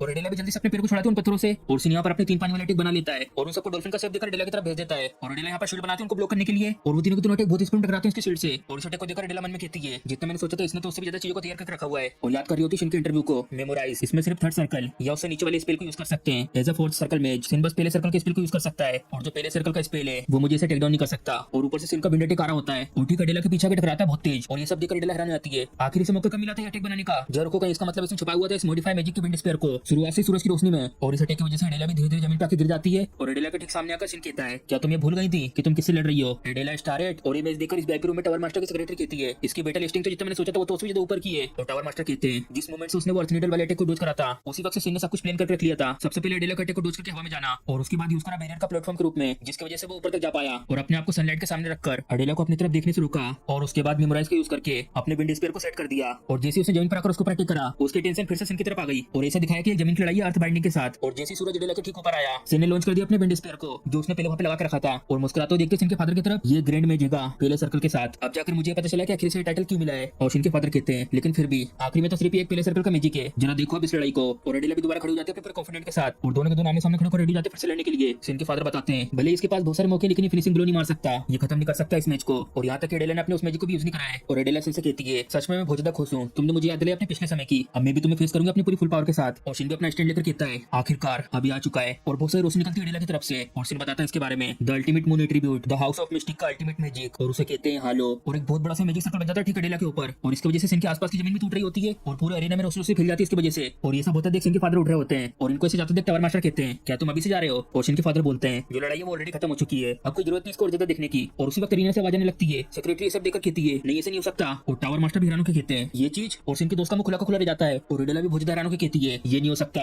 और हम देखते हैं सिन ने भी एक बहुत बड़ा सा मैजिक सर्कल बना लिया होता है और अपने हाथ को सामने करके कहता है फ्लेम वोल्केनो। और ओडेला कहती क्या एक सेकंड सर्कल का स्पेल? और सिन खुश होकर कहता है मैंने तुम्हें कहा था मैं इसलिए लेट हुआ क्योंकि मैं तैयारी कर रहा था तुम्हें हराने की। और ओडेला कहती है जो मेमोराइज है उसकी लिमिट है सिर्फ पहले सर्कल के मैजिक तक की, क्या तुमने ऑलरेडी 5वां सर्कल अचीव कर लिया है? और सिन मुस्कुराता हुआ देखता है ओडेला की तरफ। और इसी के साथ हमारा सीन सेट होता है इस लड़ाई से पहले रात के समय ऑब्लिक्स एकेडमी के डोमेट्री में। और सिन अपने रूम के अंदर बिस्तर पर बैठकर सामने इस किताब को रखकर इसको देख रहा होता है और उसको ऐसे देखते हुए मन में कहता है ओडेला कोई मामूली सी मैजिशियन नहीं है जिसको मैं सिर्फ पहले सर्कल के स्पेल से हरा सकता हूं। मेरे अभी इस समय की जो फाइटिंग स्टाइल है इससे मैं ओडेला के सीक्रेट मैजिक के सामने टिक नहीं पाऊंगा। ओरिजिनली मैंने ये सोचा था कि सबसे पहले मैं अपनी पूरी टेक्निक को मास्टर करूंगा और फिर जाकर उसे अपने मैजिक के बड़े गेप से हरा दूंगा। और ये जो इटरेट बुक के न्यू पेज में लिखा हुआ है अगर मैं सच में हासिल कर पाया सेमाई को तो फिर तो मेरे लिए बहुत ज्यादा आसान होगा। इस पेज में बता रहा है कि अगले पेज में जो मैजिक सर्कल बना हुआ है उसमें अपने मैजिक पावर को चैनल करो। अच्छा तो ये है वो मैजिक सर्कल, ये तुम्हें ले जाएगा एक न्यू रील पर। क्या है किसी तरीके का मैकेनिज्म है? चलो ट्राई करते हैं, कोई भी जरूरत नहीं हेजिटेशन करने की। और अपने माना को सर्कल में डालने लगता है वाओ। और सिन का मन अच्छे से जा रहा होता है सर्कल के अंदर। डैम इट, ये फिर से चमकने लगी और अचानक से उस किताब के अंदर से बहुत सारी रोशनी निकलने लगती है और सिन ये सब देखकर हैरान हो जाता है, क्या ये सब क्या हो रहा है। और जैसे वो रोशनी आती है सिन यहाँ से गायब हो चुका होता है और सिर्फ अकेले किताब रह जाती है बिस्तर पे चमकते हुए। और सिन यहाँ पर आकर धीरे से अपनी आँख खोल के देखता है और आसपास देखकर हैरान होकर कहता है, आखिर में यहाँ का आ गया।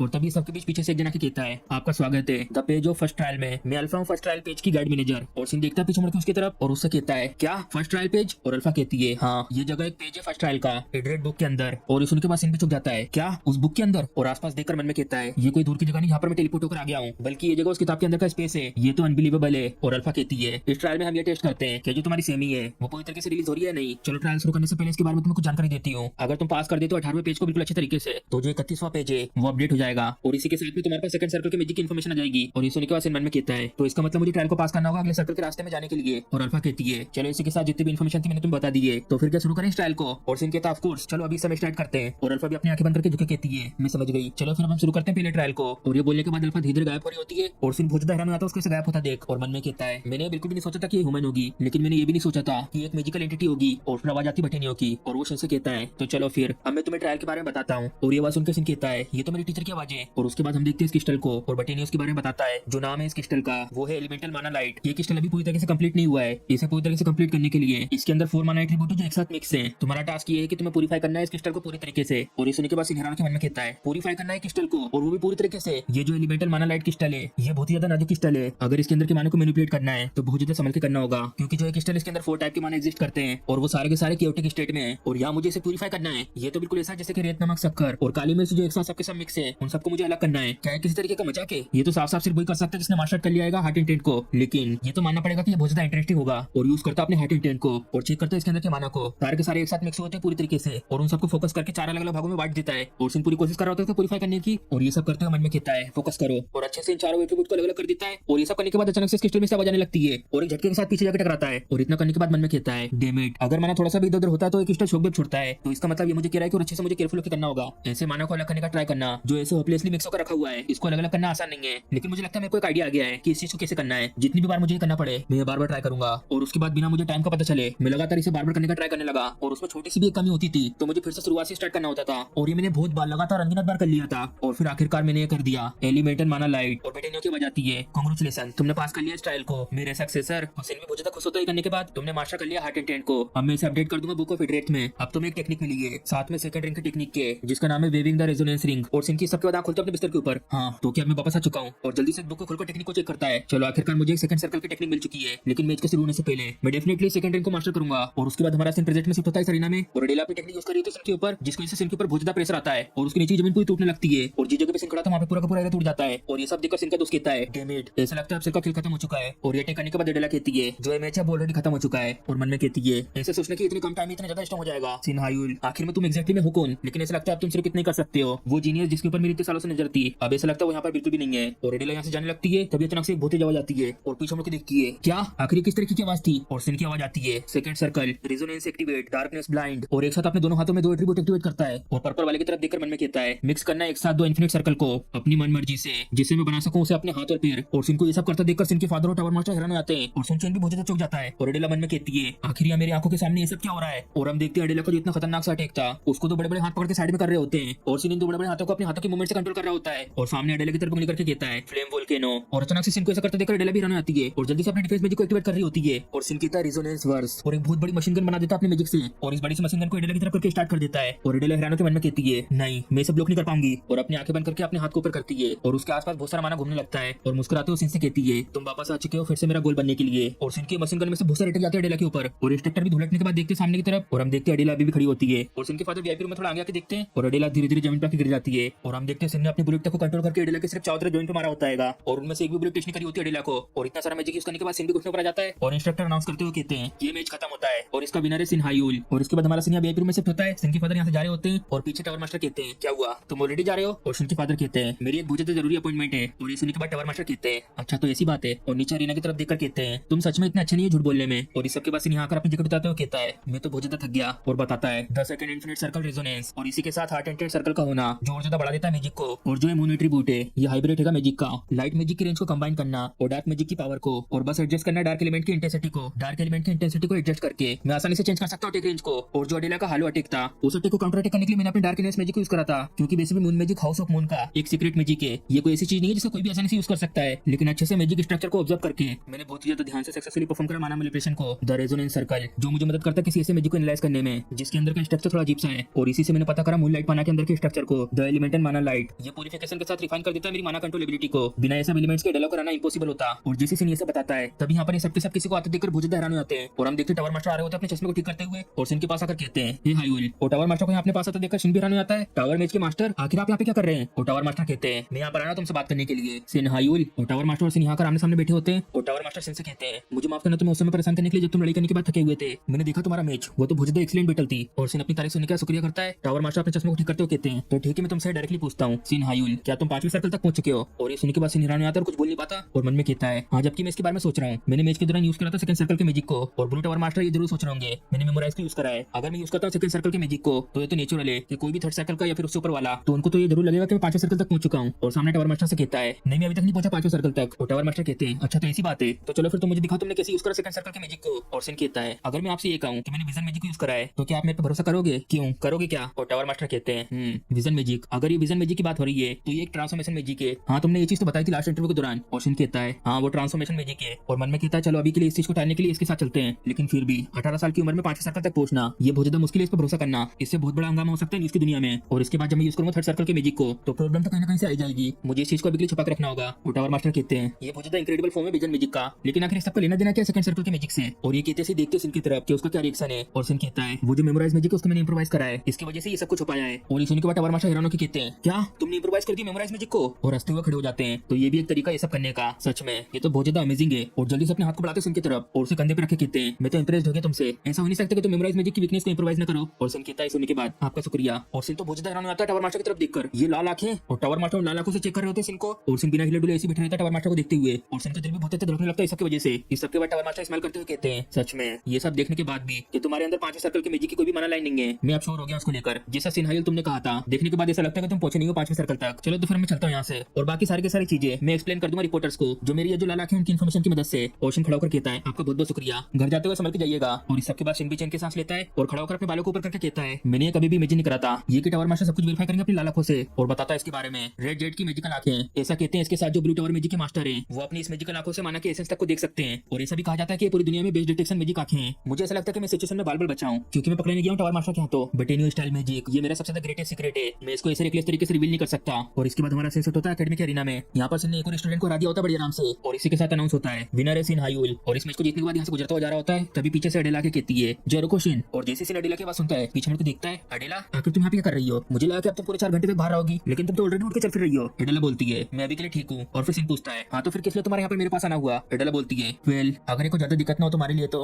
मैं तुमसे कुछ फीडबैक लेना चाहती हूँ हमारे जो मैच हुआ था उससे। और शर्माते हुए साइड की तरफ देखने लगती है, लेकिन फिर भी अभी फाइनल बाकी है, अगर तुम थोड़ा थका हुआ महसूस कर रहे हो तो फिर हम इसके बारे में बाद में बात कर लेंगे। सिन कहता है, नहीं हम लोग ये अभी करेंगे, इस सबसे मुझे भी मदद मिलेगी, तो आओ चलो मेरे साथ वेटिंग रूम में। और अडेला ये सुन के बहुत ज्यादा खुश आती है और सिन की तरफ देखकर मन में कहती है, बिल्कुल पहले जैसे मैचों की तरह यहाँ पर कुछ ज्यादा सीखने को नहीं है इन टर्म ऑफ स्ट्रेटेजी और मैजिक यूज को लेकर। किसी दिन मैं भी इसकी तरह बनना चाहती हूँ। और सिन जाते हुए मन में कहता है, हाँ आखिर ये क्या है? मुझे तो मेरे पीछे से बहुत ज्यादा गर्मी महसूस हो रही है। और उसके बाद हमारा सीन सेट होता है इस जगह पर, सिन फैमिली के हेडक्वार्टर में। यहाँ पर लड़की सिन के इंटरव्यू को देखकर कहती है, सिन हायुल मुझे लगा कि तुम्हारा खेल ऑलरेडी खत्म हो चुका है, डैम इट। और हम देखते हैं इसके पीछे एक और जन खड़ा होता है और पीछे मुड़कर उसे कहती है, ब्रदर क्या तुम हायुल को ऐसे अकेला छोड़ दोगे? और हमें बताते हैं इसके बारे में, ये है सिन फैमिली की बड़ी बेटी सिन सिहा। और सिया की बात सुनने के बाद ये कहता है, तो आखिर हम लोग क्या कर सकते हैं सबको लेकर? और हमें बताते हैं इसके बारे में, इसका नाम है सिन जिहान। और जिन की बात सुनने के बाद सिया चिल्लाते हुए कहती है, आखिर तब क्या होगा अगर वो लोग वापस इनको लिया फैमिली में? तुम्हें अच्छे से याद है ना 1 साल पहले चीजें कैसी थी यहाँ पर, तुम्हें ये चीज पता है, और वो भी बाकी सब लोगों से ज्यादा अच्छे से। क्यों ब्रदर फिर से झेलना उस तरीके का ट्रीटमेंट? जिहान कहता है, चिंता मत करो सिया, 1 साल पहले ये बच्चा भले एक प्रोटेजी था, लेकिन अब ये सिर्फ एक पीस ऑफ ट्रेस है जो रियल कॉम्बैट में सिर्फ सेकंड सर्कल के मैजिक यूज कर सकता है। तुमने देखा है ना उसका मैच, है ना? सिया कहती है, लेकिन ब्रदर सब लोग बहुत ज्यादा क्रेजी होते जा रहे हैं उसको ऐसे देखकर कि वो कितना अमेजिंग था इस मैच के दौरान। जिहान अपनी सिस्टर के कंधे पे हाथ रख के कहता है, सिया मेरी बात अच्छे से सुनो, सिन के जितने भी ओपोनेंट थे इस मैच के दौरान वो सबके सब 3 सर्कल के आसपास के थे,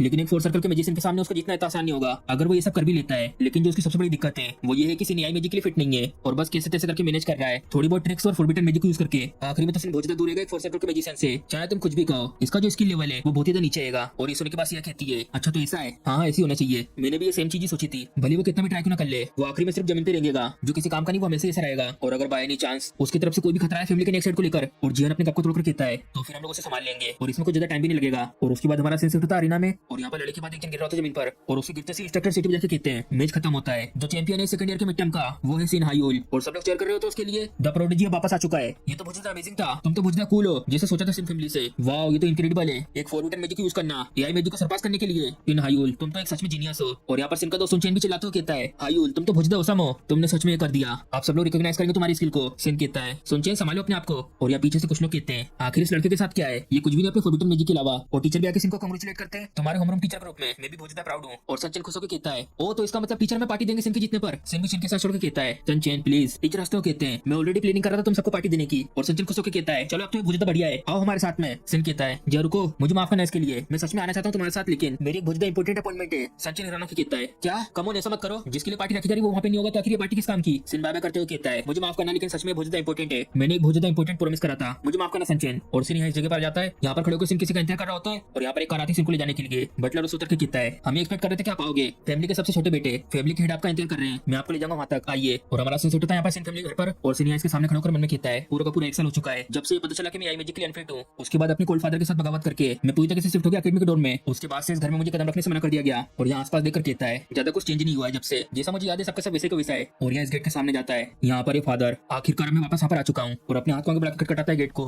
और हम देखते हैं सिन के फादर अंदर बैठे होते चेयर पे। और खटखटाने के बाद उनके बोलते हैं आ जाओ अंदर। और सिन गेट खुल के अंदर की तरफ जा रहा होता है। और यहाँ अंदर आने के बाद झुकर कहता है बहुत ज्यादा टाइम हो चुका आपसे यहाँ पर मिले फादर। और सिन के फादर कहते हैं बैठो आकर यहाँ पर। और सिन जल्दी से सामने आकर बैठ जाता है। और सिन के फादर कहते हैं मुझे लगता था कि तुम एक फेलियर हो, साथ में कास्टिंग स्पीड के साथ जो एवरेज लोगों की स्पीड से बहुत ज्यादा कम थी। और ऐसे स्पेल जो गायब हो जाएंगे अगर तुम थोड़ा सा भी अपने कंट्रोल लूज कर देते हो उनके ऊपर, और बिल्कुल भी कास्ट नहीं कर पाते थे मल्टीपल स्पेल को। वेल तुम एक प्राइम एग्जांपल हो कि कैसे कोई कितना ज्यादा यूजलेस इंसान हो सकता है। लेकिन फिर भी सबके बाद सब लोगों ने माना तुम्हारे इतने बड़े टैलेंट को, इसलिए मैंने तुम्हें सजेस्ट किया था कि तुम स्विच कर लो एआई मैजिक से, जिससे कि तुम अपने टैलेंट का अच्छा यूज कर सको। और ऑफ कोर्स ऐसा ट्राई करने को लेकर भी मेरी तुमसे कुछ ज्यादा उम्मीद नहीं थी। मुझे लगा कि एक डेस्परेट मूव है किसी ऐसे के द्वारा जिसके पास अब कोई रास्ता नहीं बचा हुआ है। ये सब सुनने के बाद सिन कहता है मैं समझ गया फादर। और सिन के फादर कहते हैं और इसके अलावा मैंने देखा वो आर्टिकल बेक्साओ के द्वारा पब्लिश किया गया, मुझे लगा कि एक बहुत ज्यादा अच्छा अपॉर्चुनिटी होगी तुम्हारे लिए जिससे कि तुम अपने सेंसेस में आ जाओगे बहुत ज्यादा बुरी तरीके से हार जाने के बाद। लेकिन जैसा मैंने सोचा था तुमने उसको पूरी तरीके से बदल के रख दिया। अपनी इनकम्पेटिबिलिटी को ओवरकम करके तुमने क्रिएट करा एक ट्रांसफॉर्मेशन मैजिक को, ये तरीके से तुम इस दाव को जीत गए। हायुल तुम्हारी जो कॉम्बैट परफॉर्मेंस थी वो सच में वर्दी थी एक असली मैजिक खिलाने के। और इस सुनने के बाद सिन चिल्लाते हो कहता है आपका बहुत बहुत शुक्रिया। और सिन के फादर कहते हैं आज के बाद से सिन फैमिली का पूरा सपोर्ट रहेगा तुम्हारे साथ, बताओ मुझे तुम्हें जो भी जरूरत पड़ेगी अपने मैजिक के लिए वो सबका सब तुम्हें मिलेगा। और मैं तुम्हें इसी के साथ परमिशन भी ग्रांट करूंगा सिन फैमिली में दोबारा आने की, एज अ राइटफुल सक्सेसर सिन फैमिली का, हमारी फैमिली को अच्छे से सर्व करना। और सिन बहुत ज्यादा खुश होता है सुन के। और सिन के फादर कहते हैं और एक और चीज मैं तुम्हें आखिरी में एक लास्ट वार्निंग दे रहा हूँ, अगर मुझे कभी भी सेंस हुआ कि जो तुम्हारी प्रोग्रेस है वो धीरे धीरे हो रही है और या पीछे रह गई तो फिर उसके बाद मैं खुद पर्सनली तुम्हारे कोर को डिस्ट्रॉय करूंगा। ये सुनने के बाद सिन मन में कहता है जैसा सोचा था मेरे फादर से ये अगर डराने वाला हो रहा एक 8वें सर्कल के मैच का, मैं डर रहा हूँ सबको लेकर, लेकिन ये सिर्फ मेरा एक आखिरी चांस है। और अपने फादर से कहता है ठीक है फादर। और सिन के फादर कहते हैं तो आखिर क्या गोल है तुम्हारा। सिन कहता है आप मेरे गोल के बारे में पूछ रहे हैं। सिन के फादर कहते हैं हाँ तुमने पहले नहीं कहा था कि तुम सिन फैमिली के हेड बनना चाहते हो, क्यों नहीं कहा तुमने। यहाँ पर फैमिली में जिहान, सिहा,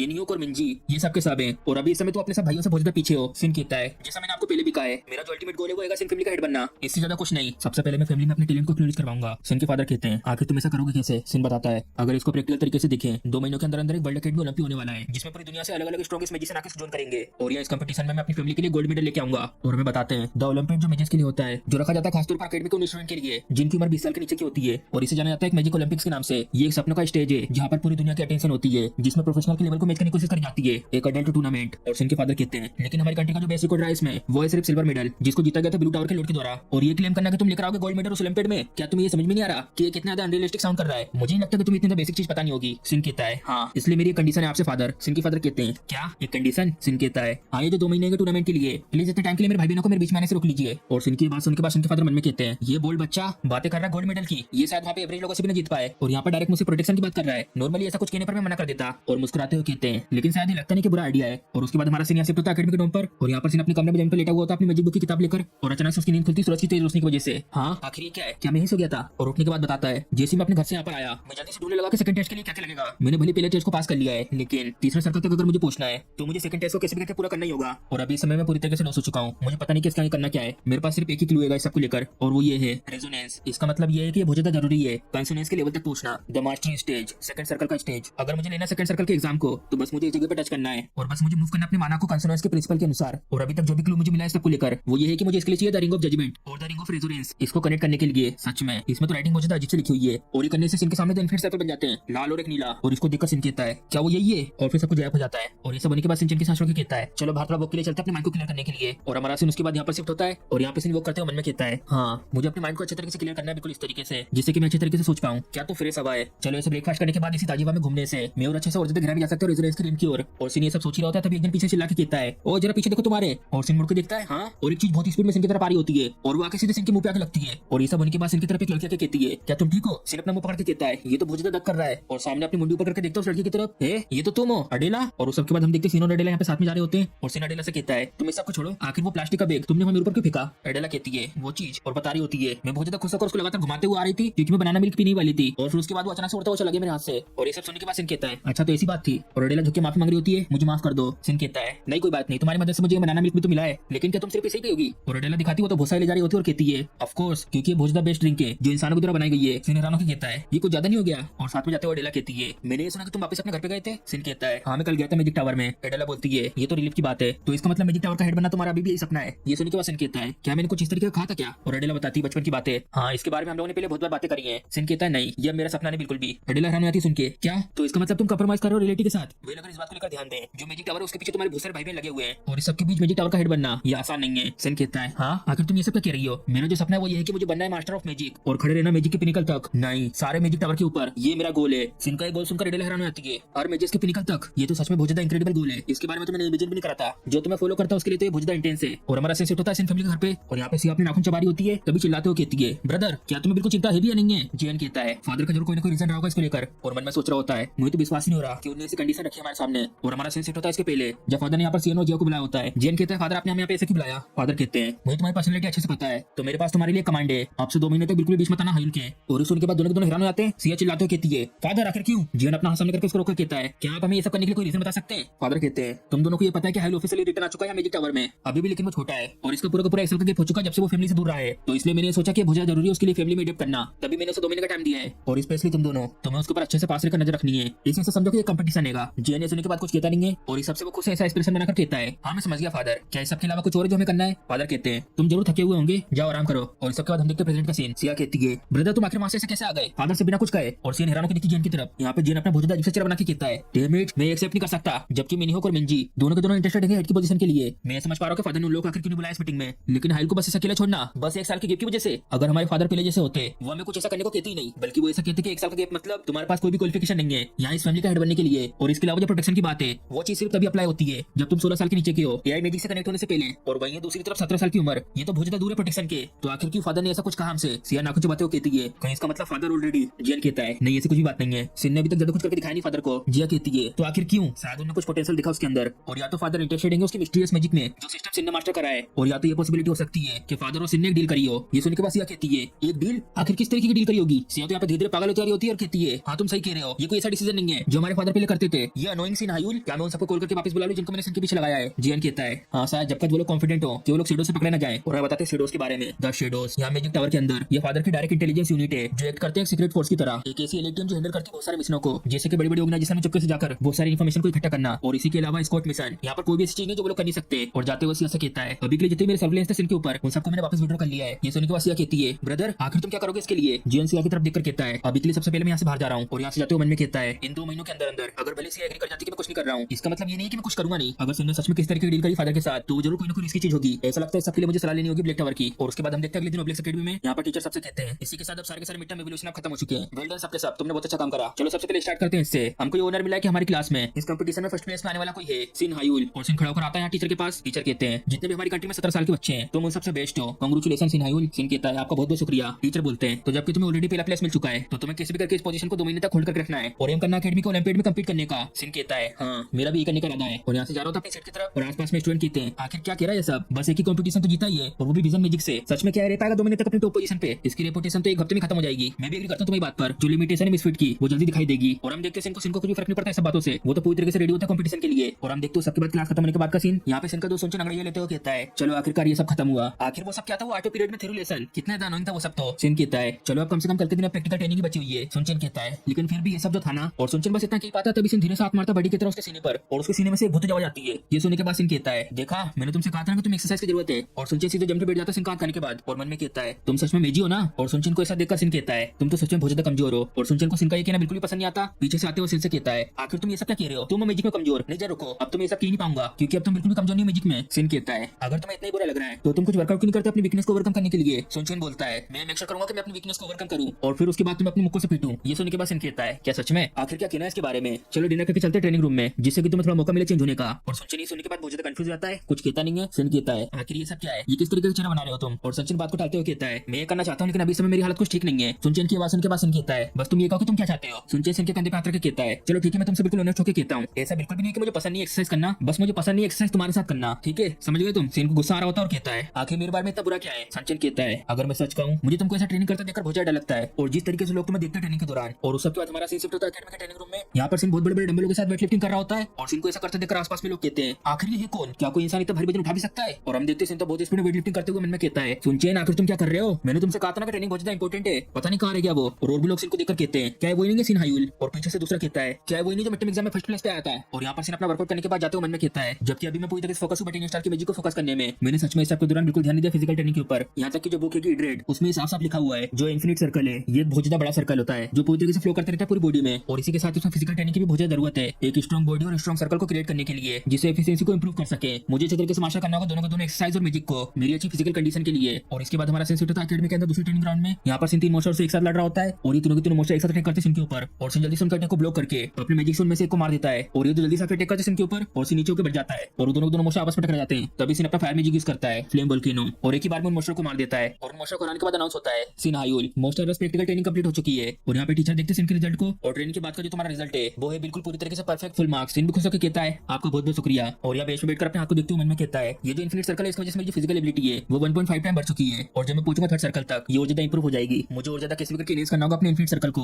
और अपनी आंखों को बंद करके फोकस कर रहा होता है ring of will, ring of resonance, ये दोनों सर्कुलेट कर रहे हैं मेरे माना के साथ पूरी बॉडी में। सबसे पहले एडजस्ट करना है वाइब्रेशन फ्रीक्वेंसी को, और घूमने की स्पीड हर एक रिंग की 12.35% और 4.63%, और उसके बाद इंक्रीज करना है माना प्योरिटी रिंग ऑफ विल की 8.9% से। बस ऐसे मुझे थोड़ा सा करते रहना है, और इतनी कोशिश करने के बाद सिंह बहुत ज्यादा थक जाता है। सिंह रेट अभी भी 99% है, भले मैं से कितना भी 100 बार ट्राई कर लूं, ये जो आखिरी का 1% है तो हिले का नाम तक नहीं ले रहा है, लेकिन जो सर्कल मास्टर का लेवल है मैं इसको पूरा करके रहूंगा चाहे कुछ भी हो जाए। और रनिंग करते हुए इस गली से जा रहा होता है, और तभी सिंह को बाजू में से कोई झांकते हुए दिखता है, और वो जो छुपा होता है वो अचानक से अटैक कर देता है सिंह के ऊपर, और सिंह जल्दी से उसके अटैक को डॉज कर देता है, और पीछे से डिस्टेंस में जाकर कहता है, आखिर कौन हो तुम मेरे पे ऐसा अटैक क्यों कर रहे हो? और अच्छे से उसकी तरफ देखकर कहता है, क्या बेग साउल तुम? और बेग साउल फिर से अटैक करते सिंह के ऊपर, सिंह बड़ी आराम से डॉज कर देता है, और बेग साउल कहता है, तुम सच में बहुत ज्यादा अच्छे अटैक को डॉज करने में, बिल्कुल एक चूहे की तरह। और सिंह जमीन से अपने एयरफोन को उठाकर कहता है, आखिर ये सब क्या है? आज तो छुट्टी और तुम घर नहीं गए? अरे हाँ, ऐसा नहीं कि तुम गए नहीं हो, बल्कि तुम जा नहीं सकते, अब तुम अभी इस समय प्रोबेशन में हो, इसका मतलब तुम्हें और भी चीज सीखना बाकी है, तो इसलिए अगर तुम चाहते भी हो तो तुम यहाँ से जा नहीं सकते अपने घर पर, क्यों है ना? बेग साउल के यहाँ पे बहुत ज्यादा गुस्सा आ रहा होता है, और सिंह से कहता है, अपना मुंह बंद करो इससे पहले कि मैं तुम्हें मार दूं। सिंह हंसते हुए कहता है, तुम अपनी फैमिली की पावर को इतना यूज करते हो, लेकिन उसका रिजल्ट क्या निकला? ये अगर भली प्रोबेशन नहीं होता तभी मैं घर नहीं जाता, क्योंकि ऐसे बुरी तरह से आने के बाद मैं शर्म के मारे अपना मुंह दिखा नहीं पाता हूं लोगों के सामने, और या तो इसलिए तुम्हारे पास कोई जगह नहीं कहीं जाने के लिए। बेग साउल सिंह की बात सुनकर अपना मैजिक एक्टिवेट कर देता है, अपना मुंह बंद करो तुम वर्थलेस बादशाह कहीं के। और बेग साउल को ये सब करते देखकर सिंह भी हैरान हो जाता है, तुम बादशाह कहीं के? क्या मेरे ऊपर अटैक करने से सब कुछ खत्म हो जाएगा? क्या तू बेवकूफ है? ऐसे गली में यूज कर रहा है मैजिक को। और बेग साउल हो जाता है बहुत स्पीड में अपने अटैक को लेकर, तुम बादशाह कहीं के, अब तुम बचोगे नहीं। सिंह देखता है बेग साउल की तरफ, और जल्दी से उसके साइड में आकर उसको अच्छे से पकड़ लेता है। बेग साउल हैरान आता है उसको ऐसा करते देखकर, और सिंह जल्दी से अपने पैर से बेग साउल का बैलेंस बिगाड़ता है और गिरा देता है उसे जमीन पर मुक्के बल। बेग साउल चिल्लाते हुए कहता है, तुम कमीने बादशाह कहीं के, जल्दी से मुझे छोड़ो। और सिंह मन में कहता है, ये चीज भी मेरे लिए एक अपॉर्चुनिटी हो सकती है। और उसके बाद यहाँ पर अकेडमी से कुछ लोग आ जाते हैं बेग साउल को पकड़ने के लिए, और बेग साउल चिल्लाते हुए कहता है, मुझे जाने दो, मैं मार दूंगा इस कमीने को। और जिसने बेग साउल को पीछे से पकड़ के रखा होता है वो कहता है, सबसे पहले साथ यहाँ से जाने के बाद बात करेंगे। और यहाँ पर सिंह बाजू में इनसे कहता है, मुझे यहाँ पर इसको रोकना पड़ा क्योंकि इसने अचानक से मेरे पर मैजिक से अटैक कर दिया था, और ये जो कुछ भी यहाँ पर हुआ है ये सब कुछ यहाँ पर सीसीटीवी कैमरे में रिकॉर्ड हो गया होगा। मुझे तो सच में विश्वास नहीं हो रहा कि उसने इस जगह पे मैजिक यूज करा। सच में ये लड़का बिना। और सिंह के साथ में जो खड़े होते हैं वो कहते हैं, चलो इसके डिटेल की बात हम लोग कल करेंगे अकेडमी में, अभी बेसिक बहुत ज्यादा लेट हो चुका है, तुम जाओ अपनी डोमेट्री में। और सिंह जाते हुए मन में कहता है, बेग साउल तुम फ्यूचर में ये सब करते रहना। और हमारा सीन शिफ्ट होता है अगले दिन अकेडमी में, और यहाँ पर बेग साउल के इंसिडेंट को लेकर बहुत बड़ा सा पर्चा लगा हुआ होता है। उसको देखकर स्टूडेंट कहते हैं, क्या तुमने सुना इसके बारे में? बेग साउल ने छुट्टी के दिन गली में मैजिक यूज करा, क्या सच में?